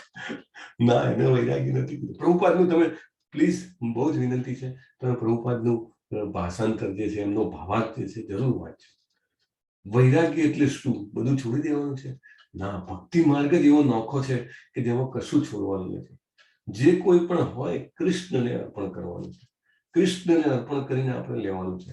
રાઈટ? લેવાનું છે પણ ભાવના બદલી નાખવાની છે એની પાછળની. અને લઈને પણ શું કરવાનું છે? મારે મારા કુટુંબનું ભરણ પોષણ કરવાનું છે. સમજો તો એ કૃષ્ણને માટે કરું છું. રાઈટ? કે આ કુટુંબ જે છે, દાખલા તરીકે મારા બાળકો જે છે, તો એ મોટા થશે તો એ પણ જે છે કૃષ્ણ ભાવનામૃત કે ભગવાનની ભક્તિમાં આગળ વધવાનો જેને કહેવાય સભાનપણે પ્રયત્ન કરશે. રાઈટ? પ્રયત્ન કરશે. સફળતા કેટલી મળે એ બધાને અલગ અલગ માત્રામાં મળશે, but he will do his full attempt. Right? એને વૈરાગી કહેવાય. તમે ખાવાનું બનાવો, નામાં ઉદાહરણ આપે કે ઘણા બધા જે માયાવાદી સંન્યાસી હોય તો એ લોકો ખાવાનું આપે, બધું ભેગું કરી દે. ગળ્યું હોય, ગુલાબ જાંબુ હોય, પછી તીખું શાક હોય, પછી દાળ હોય, ભાત હોય, બધું જ અંદર ભેળ કરીને પછી ખાય કે ઇન્દ્રિયો પર કંટ્રોલ કરવાનું છે. રાઈટ? થોડો અઘરો રસ્તો છે. સામાન્ય માણસ એટલે આપણે 99.99% લોકો માટે શક્ય નથી. આપણે શું કરવાનું છે? આપણે ભગવાનને ધરાવવાનું છે. રાઈટ? અને પછી ગ્રહણ કરવાનું છે. 24 કલાક આપણને ભગવાને આપ્યા, તેમાંથી થોડો સમય કાઢવાનો છે ભગવાન માટે. રાઈટ? જેથી કરીને બાકીના સમયમાં પણ આપણને યાદ રહે કે સવારના મેં આટલો સમય કાઢ્યો હતો. રાઈટ? અથવા રાતે જઈને મારે ભગવદ્ ગીતા વિશે થોડું સાંભળવાનું છે, મારે થોડું વાંચવાનું છે, મારે એની ક્વિઝ આપવાની છે. રાઈટ? એવું બધું આપણને યાદ રહે. લેવલ 2 માં એસાઇનમેન્ટ આવે એટલે ખોલીને પાછું વાંચીને આપવું પડે. એમાં તો 4 ઓપ્શન ના હોય, પણ બહુ ઈઝી હોય કે આ શબ્દ છે આ શ્લોકમાંથી છે, એટલે તમે ત્યાં જઈને શ્લોકમાંથી એનો મિનિંગ કાઢી શકો. તો આ બધું કરીએ તો શું થાય? વૈરાગ્ય. Yes, it helps. એટલે ભક્તિ યોગમાં જે કંઈ પણ કરવાનું છે એ કશું છોડવાનું નથી, છતાંય વૈરાગ્ય ડેવલપ થાય છે. છતાંય. એટલે અભ્યાસ અને વૈરાગ્ય એ બેથી ભગવાન કહે છે મનને કંટ્રોલમાં કરી શકાય છે. જો મનને કંટ્રોલમાં ન કરીએ તો એ જ મન કાં તો મારો શત્રુ બની શકે. શત્રુ એટલે કેવો શત્રુ? આ જ જીવનમાં મને પશુ જેવું જીવન જીવવા માટે મજબૂર કરી દે. પશુ શું કરે? આપણને એવું લાગે ક્યાં પશુ? હું તો ફર્સ્ટ ક્લાસ નવા મજાના કપડા પહેરીને ફરું, હું જાત જાતનું ખાઉં, ભાતનું ખાઉં, મારી બધી ઇન્દ્રિયોથી હું આનંદ ભોગું. હું ક્યાંથી પશુ થઈ ગયો? પશુ પણ શું કરે છે? પ્રભુપાદ સમજાવે છે કે પશુ પણ શું કરે છે? આહાર, નિંદ્રા, સ્વરક્ષણ અને મૈથુન. આ 4 કાર્યો જે છે પ્રાણીઓમાં પણ થાય છે. પ્રાણીઓ પણ ખાય છે, બરાબર? કીડીને કણ અને હાથીને મણ ભગવાનની વ્યવસ્થા કરી જ દે છે. રાઈટ? પ્રાણી પણ ખાય છે. આહાર, નિંદ્રા, એ પણ ઊંઘે છે, એને પણ મજા આવે છે. એને પણ ખાવામાં અને ઊંઘવામાં એટલી જ મજા આવે છે જેટલી આપણને ખાવામાં અને ઊંઘવામાં મજા આવે છે. રાઈટ? સ્વરક્ષણ, એને પણ હવે પોતાની શરીરમાં જો બીજું કૂતરું આવે તો કૂતરું એટલું ભસીને એને કાઢી મૂકે. રાઈટ? આપણો એરિયા છે એમ. રાઈટ? રાતના રોડ ભસતું હોય રોડ ઉપર, આ રોડ ઉપર, અહીંયા આ રોડમાં આ થાંભલાથી લઈને પેલા થાંભલા સુધીમાં કોઈ બીજું આવવું ના જોઈએ. રાઈટ? એને એમ લાગે કે એને હું માલિક છું આનો, અને કોઈ આવી જાય તો કાઢી મૂકવાનું. રાઈટ? એક સરસ ઉદાહરણ આપે છે પ્રભુએ. ઇન્દ્ર જે છે, ઇન્દ્ર એકવાર ઐરાવત પર જતા હોય છે અને સામેથી એક મોટા ઋષિ આવે છે. તો એ ઋષિ જે છે એટલે જનરલ કંઈક આપવાની ભાવના હોય હંમેશા. જે ઋષિ હોય, ભગવાનના ભક્તો હોય, એની એક ભાવના હોય કે કંઈક આપીને જવું. રાઈટ? તો એ પોતાનો હાર જે છે એ ઇન્દ્રને આપે છે, જે ફૂલોનો હાર સરસ પહેર્યો હોય છે. એકચ્યુઅલી ભક્તો જે મોટા ભાગે હાર પહેરતા હોય, ઘણા લોકોને ખ્યાલ હશે, ઇસ્કોનમાં પણ હોય તો ભગવાનને ચડાયેલો હાર આપે. જે કોઈ પણ દાખલા તરીકે સવારે લાઈન લાગે, વૃંદાવન યાત્રા જવાની છે, તમારા મને ઘણા આવશે, તો આરતી પછી છે ને બધા ભક્તો ભેગા થઈ જાય, એટલે જેટલા બી ફૂલ ચડાયા હોય, ફળ ચડાયેલા હોય, હાર હોય, એ છૂટા નાખે, એટલે બધા ભક્તો એને લઈ લે અને એને પહેરે. પહેલા તો સૂંઘવાના, કારણ કે જે બી કંઈ કરીએ ને આપણે ઘાણેન્દ્રિયથી ભગવાનના પુષ્પ સૂંઘીએ તો આપણી ચેતનામાં એટલી પવિત્રતા હોય. અને હંમેશા લોકો રાખે. ભગવદ્ ગીતા અને ભાગવતમનો જે ક્લાસ લેવા બેસે એને ભગવાનને ચડાયેલો હાર આપે, એટલે પહેલા સૂંઘી લે, એટલે એની શું કહેવાય કે એ થાય. ઘણી વાર કાનમાં પડે, લોકો એવું કે અમુક લોકો ગાંડાની જેમ નાચતા હોય છે. ના, ભગવાનને ચડાયેલું ફૂલ કાનમાં લગાવેલું હોય, કંઈ ગાંડા થોડા કહેવાય. રાઈટ? અને સરસ એની સ્મેલ આવતી રહી. અહીંયા આગળ સરસ પેલો મોગરો કે ચંપો લગાવેલો હોય તો હંમેશા ભગવાનના ચરણ કમળની કેવી સુગંધ હોય, એવી તરત સુગંધ આવતી રહે આપણને. એટલે એ કરતા હોય સરસ, હરે કૃષ્ણ કૃષ્ણ કૃષ્ણ હરે હરે, હરે રામ રામ રામ હરે હરે, એ બધું કરતા રહે. તો આ ઇન્દ્ર રાજાને પોતાનો હાર આપ્યો ઋષિ. ઇન્દ્ર રાજાએ લઈ થોડા ગુમાનમાં હતા એટલે એમને લઈને સીધો હાથી ઉપર મૂકી દીધો. હવે હાથી ઉપર મૂક્યો ને તો જે હાર છે એ સરી ગયો, નીચે પડી ગયો અને હાથીના પગના નીચે આવ્યો. એટલે ઋષિને ખબર પડી ગઈ કે આ ભાઈને તો બહુ ગુમાન થઈ ગયું છે, અને ગુમાન જે છે એના આધ્યાત્મિક યાત્રા માટે નુકસાનકારક છે. એટલે તરત એને શ્રાપ આપી દે છે કે ભાઈ તું નિમ્ન યોનિમાં જા. અને તરત જ એ સુવર તરીકે જન્મે છે. સુવર એટલે ભૂંડ કહેવાય ને, ભૂંડ તરીકે જન્મે છે અને કાદવમાં રહે છે. અને પછી તો સ્વર્ગલોકમાં હાહાકાર થઈ જાય. કારણ કે જો કંટ્રોલિંગ વ્યક્તિ ના હોય, તમે જુઓ ઘરમાં પણ મુખ્ય વ્યક્તિ ના હોય, અથવા તો દેશમાં રાજ્યમાં સમજો જે મુખ્ય વ્યક્તિ હોય એ ના હોય. ઘણી વાર આપણે પહેલા વચ્ચે થતું હતું ને કે ઇલેક્શન થાય ને પછી પેલી એવું વોટિંગ થાય કે કોઈ સરકાર જ ના બનાવી શકે, એટલે શંભુ મેળો, અને એ કોઈ એક વ્યક્તિનો કંટ્રોલ ના હોય તો શું થાય કે પછી દરેક જણ પોતપોતાની ડાયરેક્શનમાં ડિસિઝનો ખેંચ્યા કરે, રાઈટ. એટલે એવી પરિસ્થિતિ ત્યાં આગળ સ્વર્ગલોકમાં થઈ ગઈ. દેવી દેવતાઓ બધા કે હવે કોને રિપોર્ટ કરવો અને શું કરવાનું. કારણ કે એક પોઝિશન છે, ઇન્દ્ર એક પોઝિશન છે, તમને બધાને ખ્યાલ હશે. બ્રહ્મા પણ એક પોઝિશન છે. કોઈ પણ વ્યક્તિ ઇન્દ્ર બની શકે. સફિશિયન્ટ પુણ્ય કર્મ થાય તો ઈ કેન બીકમ ઇન્દ્ર ઓર બ્રહ્મા. તો બ્રહ્માજીને થયું કે ભાઈ આ તો કોઈ એડમિનિસ્ટ્રેટર નથી, ચલ મને ઇન્દ્રને પાછો લઈ આવવા દે. એટલે જઈને એને કંઈક વ્યવસ્થા કરી કે આનો શ્રાપનું કંઈક નિરાકરણ કાઢ્યું. જઈને ઇન્દ્રને કીધું કે ચલ તું મારી સાથે. એટલે ઇન્દ્રએ પહેલા તો ના પાડી દીધી કે અહીંયા આગળ કેટલી મને મજા છે, સુવર તરીકે મને વિષ્ટા ખાવા મળે છે. સુવરને પાછું જાતિ વૃત્તિનું ભાન ના હોય. એના જ્યાંથી જન્મ્યો હોય અને જેને એને જન્મ આપ્યો હોય એની સાથે પણ એ જાતિ જીવન બાંધે, અને કાદવમાં રહે ગંદકીમાં. તો એ જે છે એમાં એને ખૂબ આનંદ કે મને અહીંયા આગળ બહુ જ આનંદ છે. બ્રહ્માજી કે ભાઈ એને પાણી છાંટ્યું, દિવ્ય જળ, અને કીધું તું આખા સ્વર્ગનો સામ્રાજ્યનો અધિપતિ છે, ત્યાંના આનંદને તું અહીંયા આગળના આવા જેને કહેવાય કે એકદમ ગંદા સુખની શું કલ્પના કરે છે. ના, મને તો અહીંયા બહુ આનંદ છે. એટલે ભગવાને છે ને દરેકને આનંદ લખી આપ્યો. આપણને એમ લાગે કે મને જ અહીંયા આગળ સરસ સુવાળી પથારીમાં ઊંઘવાનો આનંદ છે, મને જ ખાવાનો પીવાનો આનંદ છે, મને જ અહીંયા ફરવાનો આનંદ છે. ના, એ આનંદ તો એક સામાન્ય કૂતરું હોય ને એને પણ એ જ આનંદ આવતો હોય. ભગવાને એ બધી વ્યવસ્થા કરી છે. એટલે આહાર, નિંદ્રા, સ્વરક્ષણ અને મૈથુન એ પ્રાણીઓનીમાં છે. એટલે જો મનને આપણે આપણો દુશ્મન બનવા દેશું ને તો આપણને પશુ તરીકેનું જીવન જીવવા માટે પ્રેરિત કરે. એ પશુ જીવનમાંથી બહાર આવવું હોય તો મનને મિત્ર બનાવવું પડે. ભગવાન અહીંયા આગળ સમજાવે છે જેણે મન પર વિજય મેળવ્યો છે તેના માટે મન સર્વશ્રેષ્ઠ મિત્ર છે, પણ જો આમ ન કરી શકે તેના માટે મન સૌથી મોટો શત્રુ બનાવી દે. એટલે આ જીવનમાં તો ઠીક છે, નેક્સ્ટ લાઈફ જે છે કન્ફર્મ થઈ જાય કે we will not become human. લોકો ઘણી વાર તો ગેરંટી આપતા હોય પેલા કે નેક્સ્ટ લાઈફ શું છે કંઈ ખબર જ નથી, બરાબર. એટલે એમનું તો એકદમ શોર્ટ સાઇટેડ છે.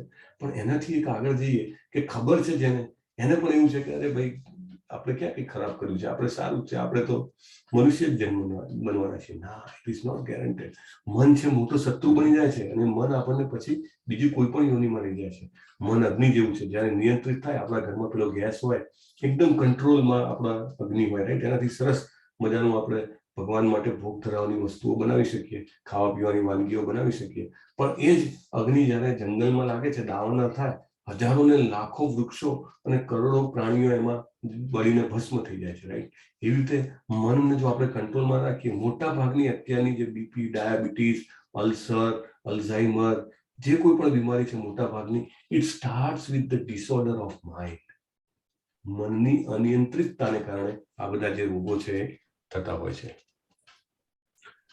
હવે યોગમાં કોઈ માણસ ટ્રાય કરે કે ચલો હું જે છે હું ભગવાનનું નામ લેવાનો ટ્રાય કરું, પણ શું ખાતરી કે હું એમાં સક્સેસ પામીશ, રાઈટ. જીવનમાં કોઈ પણ ક્ષેત્રમાં સફળતાની કોઈ ખાતરી હોતી નથી, અને એટલા બધા પેરામીટર હોય ને કે ક્યારે કામ થાય તેમ થાય ખબર નહીં. તો કે ભગવાન હું તમને યોગી એટલે આપણે પછી અગેન આપણી પેલી રેગ્યુલર ડેફિનેશન જે વ્યાખ્યાઓ એમાં નહીં જવાનું. યોગી એટલે કે જે ભગવાનને પ્રાપ્ત કરવાનો, ભગવાનની ભક્તિમય સેવા કરવાનો પ્રયત્ન કરે છે એને યોગી કહી શકાય, રાઈટ. કારણ કે અધરવાઇઝ તો યમ નિયમ આસન વાળા જે છે એમાં તો પહેલું જ એકાંત સ્થાન ને બધું આવે છે. એટલે આપણે આપણા સ્થાનમાં રહીને જે કંઈ પણ કરતા હોઈએ તો એમાં જો આપણે અસફળ થઈએ તો શું, કદાચ હું એવી સોલિડ રીતે કરી જ ના શકું, રાઈટ. અને પછી મારું મૃત્યુ આવી જાય તો શું? તો ભગવાન કહે કે અસફળ યોગી પુણ્યાત્મા લોકોના લોકમાં. આપણે જોયું હતું ગઈકાલે, જે પણ ગઈકાલે ના આવ્યા હોય એ એની ક્લિપમાં જોઈ લેજો કે આપણા ભૂર લોક છે એના ઉપરના બીજા 6 લોક છે, એ બધા ઉચ્ચ લોક છે, એને પુણ્યાત્માના લોક કહેવાય છે. એના લોકમાં ભગવાન કહે છે અનેક વર્ષો સુધી સુખ ભોગવ્યા પછી, એટલે ત્યાં આગળ પોતાના પુણ્યનું ફળ ભોગવે અને પછી સદાચારી લોકોના અથવા ગર્ભ શ્રીમંત ના લોકોના ઘરમાં જન્મ પ્રાપ્ત કરે છે. સુચિનામ શ્રીમતામ ગેહે, સુચિનામ એટલે સદાચારી, કે જેને જન્મથી જેવું વાતાવરણ પ્રાપ્ત થાય. આપણે અહીંયા ઘણી વાર આરતી માતાજીના ડોટર્સને બોલાવીએ છીએ. ગઈકાલે જિગ્નેશ પ્રભુના સન આવ્યા હતા, ઘણા બધા આપણી સાથે છે, રાઈટ? તો એવા ઘરે જન્મ મળે કે બાળપણથી જ તમને શીખવા મળે કે જીવનનું શું મહત્વ છે, શેના માટે જીવન જીવવું જોઈએ, અને બાળપણથી જે સંસ્કારો, એ જ્ઞાન, એ ભક્તિ, ભગવાનને ધરાવવાનું, ભગવાનનું નામ લેવાનું બાળપણથી જીવવા મળે. એ ભગવાન અહીંયા કહે છે 6.41માં શ્લોકમાં, સુચિનામ શ્રીમતામ ગે. સુચિનામ એવા લોકોના ઘરમાં મળે. અને બીજું કે શ્રીમતામ, પૈસાની એને બહુ તકલીફ જ ના પડે. એટલે ઘણી વાર શું હોય કે જીવનમાં મોટા ભાગનો સમય, ગઈ વખતે અમારે એક ભાઈ આવ્યા હતા, નામ ભૂલી ગયો, મને કહેતા હતા કે પ્રભુ 14 કલાક સુધી મારે કામ કરવું પડે છે રોજે. મારી રિક્વાયરમેન્ટ જ એવી છે, મારી જવાબદારી એટલી બધી છે, એટલે એવું થાય તો થોડુંક અઘરું પડે, રાઈટ? અઘરું પડે. ઇટ્સ નોટ કે ઇમ્પોસિબલ છે, એમાં પણ શક્ય છે, પણ છતાંય જે થોડુંક આમાં મહેનત કરીને જેનું મૃત્યુ થયું હોય એને એ મહેનત કદાચ ઓછી કરવી પડે કે ન કરવી પડે એવી વ્યવસ્થા ભગવાન કે હું કરું છું. અને પછી શું થાય કે એને આગલા જન્મનું જ્ઞાન મળે. અને આધ્યાત્મવાદીના કુળમાં, એટલે ભક્તના જે ફેમિલીમાં જો જન્મ મળે તો ભગવાન કહે છે આવો જન્મ પામવો અત્યંત દુર્લભ છે. આપણે પહેલા જ અધ્યાયમાં શ્રીલા પ્રભુપાદ વિશે જાણ્યું હતું, બરાબર? એમના પિતાજી ગૌર મોહન ડે, એમને 5 વર્ષે એવું કીધું કે પપ્પા મારા મોહલ્લામાં કૃષ્ણજીની રથયાત્રા કાઢવી છે, અને એમને આખો રથ બનાવડાવી દીધો એના માટે, રાઈટ? એટલે એવા કુળમાં જન્મ પામવો અત્યંત દુર્લભ છે. ભગવાન કહે છે મહાન યોગી કોણ છે? દાખલા તરીકે નારદજી છે, રાઈટ? તો અન્ય બધા જે યોગ છે, કર્મયોગ, જ્ઞાન યોગ, અષ્ટાંગ યોગ, એ બધા છે એનું અલ્ટિમેટ, જ્યારે માણસ, સમજો કોઈ માણસ એમ કે મારે કર્મયોગ જ કરવો છે, અથવા તો મારે જ્ઞાન યોગ, મારે જ્ઞાન જ પ્રાપ્ત કરવું છે, ઓલ રાઈટ, ભગવાને એ પણ રસ્તો આપ્યો છે. અષ્ટાંગ યોગ, કોઈ એમ કે હું યમ, નિયમ, આસન, પ્રાણાયામ, પ્રત્યાહાર, ધારણા, ધ્યાન, સમાધિ, મારે એ રીતે ભગવાનને પ્રાપ્ત કરવા છે, ઓલ રાઈટ. અલ્ટિમેટલી એમાં જ્યારે બહુ જ સક્સેસ થઈ જશે, સફળ થઈ જશે, પછી એને ભક્તિ મળશે, અને ભક્તિથી જ એ ભગવાનને પ્રાપ્ત કરી શકે. યોગ, યુજ્જ, જોડાવું, ભગવાન સાથે જોડાવાનું છે, ભગવાનના પ્રેમથી શક્ય છે. ભક્તિ એટલે શું છે? ભગવાનની પ્રેમમય સેવા. એ દરેક યોગના અલ્ટિમેટમાં, એમાં જે ટોપર હોય, એવું કે ને કે ભાઈ આ કોલેજમાં બધા કોલેજના ટોપર હોય, અને પછી અલ્ટિમેટલી કોઈ એક જગ્યાએમાં, એવી રીતે અલ્ટિમેટલી ભક્તિ મળે છે. એટલે ભક્તિ is like top of everything. કે આધ્યાત્મિક રીતે કોઈ પૂછપરછ કરે તો જેને કહેવાય કે બહુ એની શરૂઆત થાય, એની જેને કહેવાય કે આધ્યાત્મિક રીતે આગળ વધવાની, પછી ધીમે ધીમે ભગવાન માટે કામ કરે. શું? દાખલા તરીકે ઘરમાં ફૂલો વાયા હોય તો ફૂલ લઈ આવીએ, નહીં તો મોટે ભાગે આજે કેવું હોય કે બહુ સરસ કુંડા વાયા હોય, સરસ મજાના ફૂલ હોય ઘરમાં. કેના માટે? કે ના જોઈને આનંદ થાય એના માટે. Okay, all right. એક ફર્સ્ટ લેવલની અન્ડરસ્ટેન્ડિંગ છે, રાઈટ? કે કોઈના ઘરે કશું નથી કરતા એના કરતા સારું છે, ધેટ્સ ઓલ રાઈટ.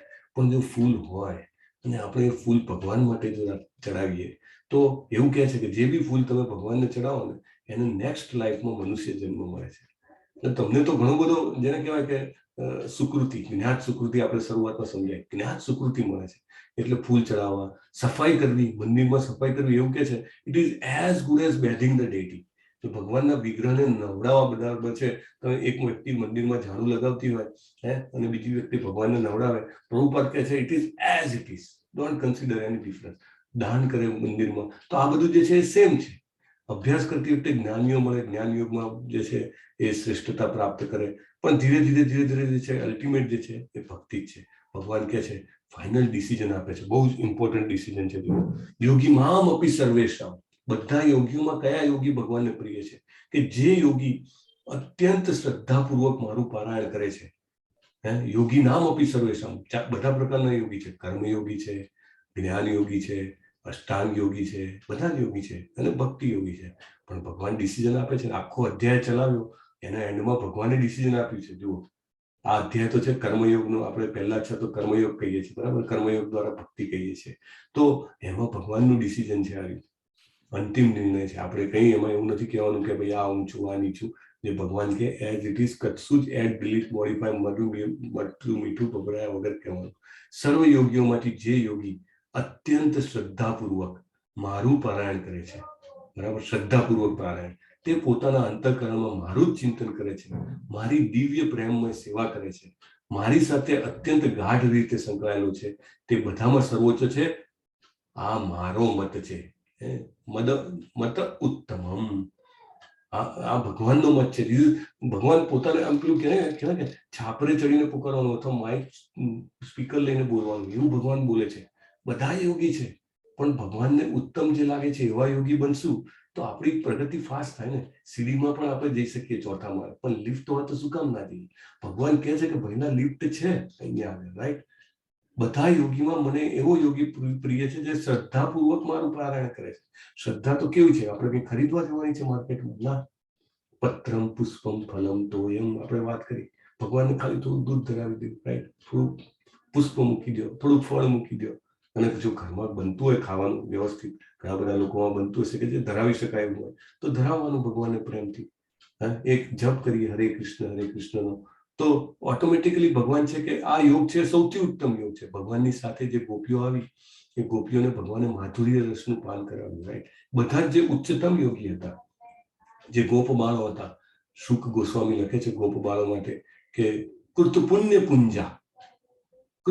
પુંજા, કે એમને કેટલા અબજો જન્મો સુધી એમને ભગવાનની ભક્તિ કરી હશે, તો એમને આવો લાભ મળ્યો કે કૃષ્ણ એમની જોડે એક મિત્ર તરીકે વ્યવહાર કરે છે. આપણે એક દાખલો આપ્યો હતો ને કે એક ગોવાળે ઘેર જઈને કીધું કે માં, તું એમ કહે છે કે કૃષ્ણ બહુ શક્તિશાળી છે, એને ફલાણો દૈત્ય મારી નાખ્યો, ફલાણો દૈત્ય મારી નાખ્યો. આજે તો મેં એને મારી રમતમાં હરાવી દીધો, અને મારી શરત હતી જે હારે ખભે ઉઠાવીને ઘરે લઈ આવે, કાનો મને છેક વનમાંથી ઘર સુધી ખભે ઉપાડીને લાવ્યો. એટલે સુખદેવ ગોસ્વામી આ બધાને જેને કહેવાય ને કે ગ્લોરીફાય કરે છે. કૃત પુણ્ય, કેટલા બધા પુણ્યશાળી હશે આ લોકો. એટલે ભગવાનની ભક્તિ કરીએ, ભગવાનનું શ્રદ્ધાપૂર્વક પારાયણ કરીએ તો ભગવાનને અત્યંત પ્રિય થઈએ. કેવી રીતે કરવું? આધ્યાત્મિક અભ્યાસ. આપણે બધા યોગોમાં જોયું હતું કે બધા યુગમાં કયું કયું કામ કરે છે, બરાબર? કે કૃત્યદ ધ્યાયતો વિષ્ણુ ત્રેતાયામ યજતો મખઈ દ્વાપરે પરિચર્યાયામ કલૌ તદ હરિકીર્તના.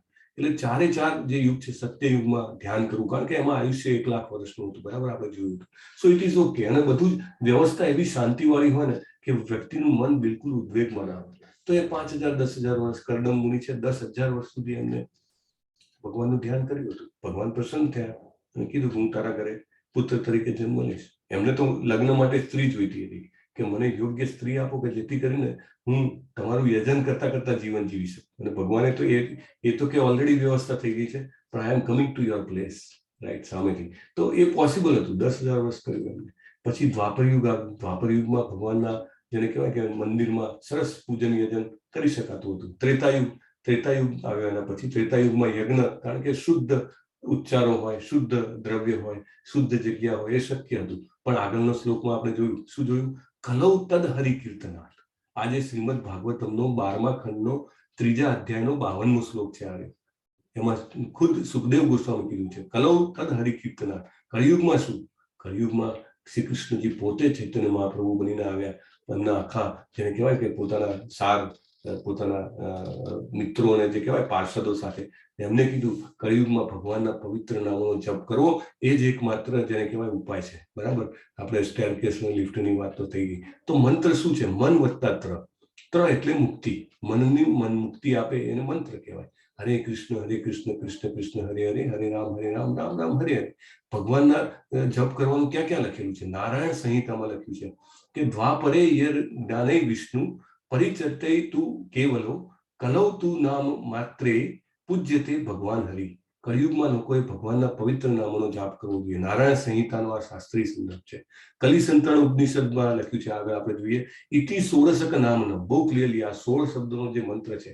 કલઈ કલ્મશ નાશનમ, એટલે આપણો જે કળિયુગ છે એનો જે કલ્મશ છે એ આપણા મનમાંથી, ચેતનામાંથી, આપણા વ્યવહારમાંથી અને આપણા આજુબાજુના વાતાવરણમાંથી એનો નાશ કરે છે. નત પાદ પરતરોપાય સર્વ વેદેશુ દૃશ્યતે. એટલે બધા જ વેદોના બધા જ સાહિત્યમાં શોધ્યા પછી પણ આ કળિયુગમાં કે આ જે 16 અક્ષરનો હરે કૃષ્ણ મંત્ર છે એના કરતા કોઈ પણ વધુ ઉત્ક્રાંતિશાળી પ્રક્રિયા નથી. આપણે યોગની વાત ચાલે છે એટલા માટે આ બધા ખાસ જે છે કલિસંતરણ ઉપનિષદનો આપણે રેફરન્સ આપ્યો. ઇતિ 16 નાસ્તો ચૈતન્ય ચરિતામૃતમાં કહે છે ભગવાન પોતે ચૈતન્ય મહાપ્રભુ જે કૃષ્ણજીના અવતાર છે. હરે નામ એવો કેવલમ 3 વાર બોલ્યા. હરે નામ હરે રામ રામ રામ હરે હરે હરે કૃષ્ણ કૃષ્ણ કૃષ્ણ હરે હરે. કલૌ નાસ્તેવ ગરી અન્યથા. એટલે ઝઘડા અને દંભના યુગમાં મુક્તિનો એકમાત્ર માધ્યમ ભગવાનના પવિત્ર નામનો જાપ છે. બીજો કોઈ રસ્તો નથી. 3 વાર બોલ્યા. નાસ્તેવ. બીજો કોઈ રસ્તો નથી. આ ચૈતન્ય ચરિતામૃત. ભાગવત પુરાણમાં આપણે જોયું જે સુખદેવ ગોસ્વામી જે છે પરીક્ષિત મહારાજને કહે છે કલેર દોષ નિધે રાજન અસ્તિ એકો મહાન ગુણો. એટલે આખા પરીક્ષિત મહારાજ છે ને થોડા ડિપ્રેસ થઈ ગયા. ડિપ્રેસ એટલે કેમ ભગવાનના ભક્ત હતા અને જ્યારે એમને સાંભળ્યું કે કળિયુગમાં શું થવાનું છે, કળિયુગમાં એટલું કહેવાય કે લોકોના વ્યવહારમાં, મનમાં, બુદ્ધિમાં એટલી બધી કલ્મશ આવી જાય. એ બધું એમને સાંભળ્યું જ્યારે સુખદેવ ગોસ્વામી કીધું તો એમને ખૂબ દુઃખ થયું. કારણ કે જે ભગવાનના ભક્ત હોય ને એ જાણે કે બીજા આત્માઓને દુઃખ પડવાનું છે ત્યારે એમને બહુ દુઃખ થાય. રાઈટ. એટલે એમને કીધું કે હે સુખદેવજી મને બહુ દુઃખ થાય છે કે આટલી ખરાબ પરિસ્થિતિ હશે. એમ મંદ ભાગ્ય એમનું મંદ હશે, મંદમતી એમની મતિ મંદ હશે. રાઈટ. એમનું જીવન તો કે નાનું હશે. તો એવી રીતે એ બધું કીધું ને એમને બહુ દુઃખ થયું. પણ પછી એમને રસ્તો એમને કહેવાય કે કળિયુગનો મેઇન બેનિફિટ સુખદેવ ગોસ્વામી સમજાવે છે. કલેર દોષ નિધે રાજન અસ્તિ એકો મહાન ગુણ. કળિયુગમાં એક બહુ જ મહાન ગુણ છે એવું સુખદેવ એકો મહાન ગુણ, એક બહુ જ મહાન ગુણ છે જે બીજા કોઈ યુગમાં નથી. કીર્તનાદ એવ કૃષ્ણેય મુક્ત સંગે પરાવ્રજિત. એટલે હે મારા પ્રિય રાજા, કળિયુગ દોષોથી ભરેલો છે પણ આ યુગમાં એક વિશેષ ગુણ હજી છે. તે છે કે હરે કૃષ્ણ મહામંત્રનો જપ કરવાથી વ્યક્તિ ભૌતિક બંધનમાંથી મુક્ત થઈ શકે છે અને ભગવાનના ધામમાં જઈ શકે છે. એક ગુણ છે કળિયુગમાં જે બીજા કોઈ યુગમાં જેને કહેવાય કે એટલો ઇઝીલી અવેલેબલ નથી. પછી ભગવદ્ ગીતાના 10મા અધ્યાયમાં આપણે જોઈશું 25મા શ્લોકમાં ભગવાન કહે છે યજ્ઞા નામ જપ યજ્ઞોસ્મિ. બધા જ યજ્ઞોમાં પવિત્ર નામનો જપ હું છું. તો આ જપ કેવી રીતે કરવો, જપ વખતે શું કરવું ને શું ના કરવું? તો જપ શરૂ કરતા પહેલા જે ટોચ હોય એની ઉપર પંચતત્વનો મંત્ર જે આપણે બોલીએ છીએ ને, શ્રી કૃષ્ણ ચૈતન્ય પ્રભુ નિત્યાનંદ શ્રી અદ્વૈત શ્રી ગદાધર શ્રી વાસદી ગૌર ભક્તવૃંદ, એ આપણો જાપ કરીએ છીએ. બરાબર. આપણે ગ્રુપમાં મૂકશું. આ પંચતત્વ મંત્ર છે. કેમ આનો જાપ કરવાનો? તો ચૈતન્ય મહાપ્રભુની સાથે એ વખતે કોણ? બલરામજી નિત્યાનંદ સ્વરૂપે આવ્યા, શિવજી અને મહાવિષ્ણુ જે છે અદ્વૈત સ્વરૂપે આવ્યા, રાધાજી ગદાધર સ્વરૂપે આવ્યા અને નારદજી જે બધા જ ભક્તોના મૂર્તિમંત સ્વરૂપ છે એ આવ્યા. એટલે એમનો યાદ કરીને આપણે લઈએ. એ સંકીર્તન મુવમેન્ટ માટે આવ્યા એટલે એમને યાદ કરીએ. તો આપણો જપ છે વધુને ધ્યાનથી અને સબમિસિવલી થાય અને આપણે એના જે અમુક અપરાધ હોય એમાંથી પણ ક્ષમા પ્રાર્થના કરી શકીએ. તો જપ કેવી રીતે, બીજા બધા મંત્રો આપણે કેવી રીતે કરીએ? શું કરે છે ખબર જ ના પડે. રાઈટ. આપણા બે હોઠ હલતા હોય, ઘણી વાર હોઠ પણ ના હલતા હોય. રાઈટ. અને ઘણી વાર ઊંઘ પણ આવી જાય. પણ આ જપ કેવા છે? સંભળાય તેવી રીતે કરવાનું. આપણા મોંમાંથી આહુતિ પડે ને કાનના હવનિયામાં આહુતિ જાય એવી રીતે સંભળાવવું જોઈએ. હરે કૃષ્ણ કૃષ્ણ કૃષ્ણ હરે હરે, હરે રામ રામ રામ હરે. આપણે છેલ્લે જપ કરીએ છીએ તો બધાને કહીએ છીએ જેને શક્ય હોય એ અનમ્યુટ રાખીને જપ કરે. કેમ? તો સંભળાવવું જોઈએ. બીજી વાત કે દરેક નામનો સ્પષ્ટ ઉચ્ચાર. ઘણી વાર લોકો ફાસ્ટ કરતા હોય તો 16 ના બદલે 15 નામ જ બોલતા હોય. હરે એક હરે ઓછું થઈ જાય અથવા તો એક રામ ઓછું થઈ જાય. એવું નહીં, સ્પષ્ટ કરવાનું. બીજું આદર ભક્તિ અને એકાગ્રતા સાથે કરવાનું. રાઈટ. કોઈ પણ જગ્યાએ બેસીને કરી શકાય, કોઈ પણ જગ્યાએ. બરાબર. ચાલતા પણ કરી. ઊંઘ આવે દાખલ તરીકે ક્યારેક પ્રેક્ટિસ હોય ને. એક ભાઈ ગઈ વખતે આવ્યા હતા અને એવું કે મારે કે ઊંઘની દવા લેવી પડતી હતી પ્રભુ, પણ જ્યારથી તમે આ મંત્ર લેવાનું કીધું ને, જેવી મારા લઉં છું ને કે બસ થોડાક મંત્રમાં તો નસકોરા બોલવા. સો આ સ્લીપિંગ પિલ્સ નથી. બરાબર. ઊંઘ આવે તો ચાલતા કરી શકાય. બરાબર. અને કોઈ પણ દિશા. પેલા તો શું આપણે પેલામાં તો નિયમ હોય ને, આપણે બીજા બધા મંત્રો હોય, ઓમ વાળા, શ્રી વાળા, જાતના મંત્રો હોય. તેમાં શું હોય? યોગ્ય આસન લગાવવું પડે. રાઈટ. કારણ કે શરીરની ઉર્જા નીચેના જતી રહે, પછી દિશા તો કે ક્યાં તો પૂર્વ દિશા ક્યાં ઉત્તર દિશામાં હોવું જોઈએ, બહુ પવિત્રતા હોવી જોઈએ સ્થાનમાં, આપણે પણ નહાયેલા હોવા જોઈએ, જાત જાતના નિયમ છે. પણ આમાં કોઈ નિયમ નથી. કોઈ પણ દિશામાં, દાખલા તરીકે બસમાં જતા હોઈએ, ટ્રેનમાં જતા હોઈએ, ઓફિસમાં કોઈ જગ્યા આપી હોય, એમાં કઈ થોડી દિશા પકડાય પછી જ્યાં કરી શકાય, બરાબર. એટલે આ મહામંત્રના ફાયદા છે. કોઈ પણ સમય કે વહેલી સવારે કરો બ્રહ્મ મુહૂર્તમાં. માતાજીએ પૂછ્યો હતો બ્રહ્મ મુહૂર્તમાં કેમ 48 મિનિટનું એક પ્રહર થાય, એટલે 96 મિનિટ કરી છે, એપ્રોક્સિમેટલી 1.5 કલાક. સૂર્યોદયના 1.5 કલાકનો સમય જે છે બ્રહ્મ મુહૂર્ત કહેવાય છે. એ દરમિયાન આપણી જે ચેતના હોય છે સત્વગુણમાં હોય છે. તમે જાગીને જોઈ જોજો કે જે આપણું મન જે છે એ પેલો સૂર્ય આવ્યા પછી જેમ ઘોડા દોડતા હોય કે આ કરવાનું, પેલું કરવાનું, આને આ કહેવાનું છે, પેલાને પેલું કહેવાનું છે, એ સવારના ટાઈમમાં તમને એમ લાગશે કે આખું શાંતિ છે અંદર. એટલે સત્વગુણમાં આપણી ચેતના હોય છે. સવારે કરો તો બેસ્ટ. પણ એવું ના થાય તો શું કરવાનું? ઓલ રાઈટ, સવારે ના કરી શકો તો બપોરે કરો, બપોરે નહીં તો સાંજે કરો, રાઈટ. એટલે ગમે તે ટાઈમે કરો, સવારે કરો તો બેસ્ટ છે. સ્નાન કરતા પહેલા અથવા પછી ઘણી વાર એવું હોય કે ભાઈ સ્નાન કરતા હોય તો કરાય કે નહીં, સ્નાન નથી કર્યું. અમને તો શિયાળામાં વહેલા નાહવાની તો આદત નથી.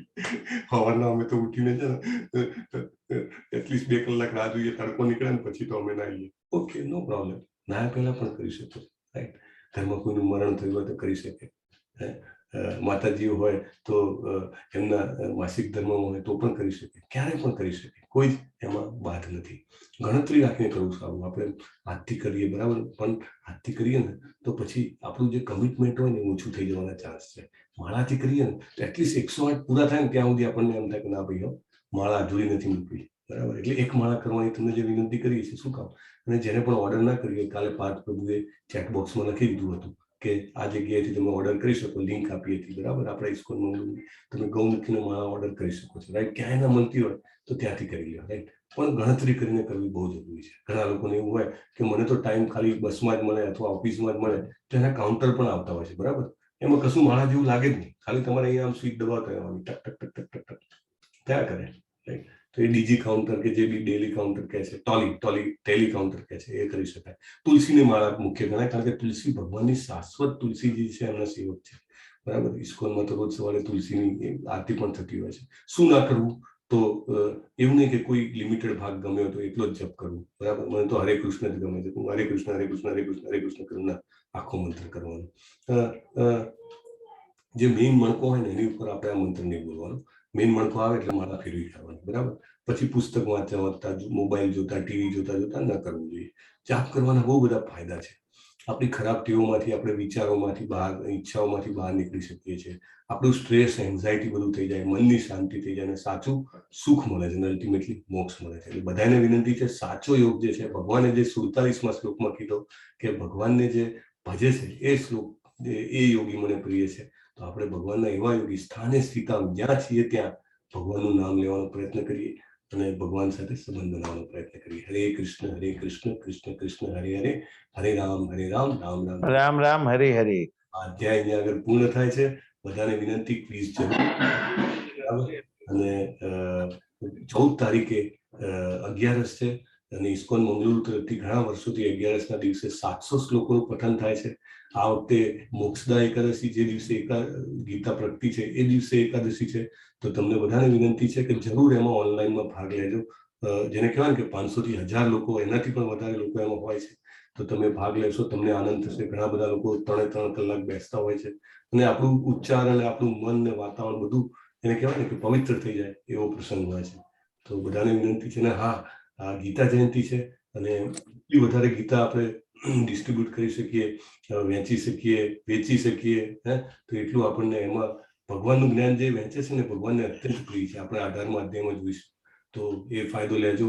ઇસ્કોન મંગળુરુની વેબસાઇટ પર 5ના અને 10ના સેટમાં મળે છે. જેને પણ શક્ય હોય મારી વિનંતી છે મંગાવીને ડિસ્ટ્રીબ્યુટ કરજો. હરે કૃષ્ણ. હરે કૃષ્ણ પ્રભુજી, હરે કૃષ્ણ. હરે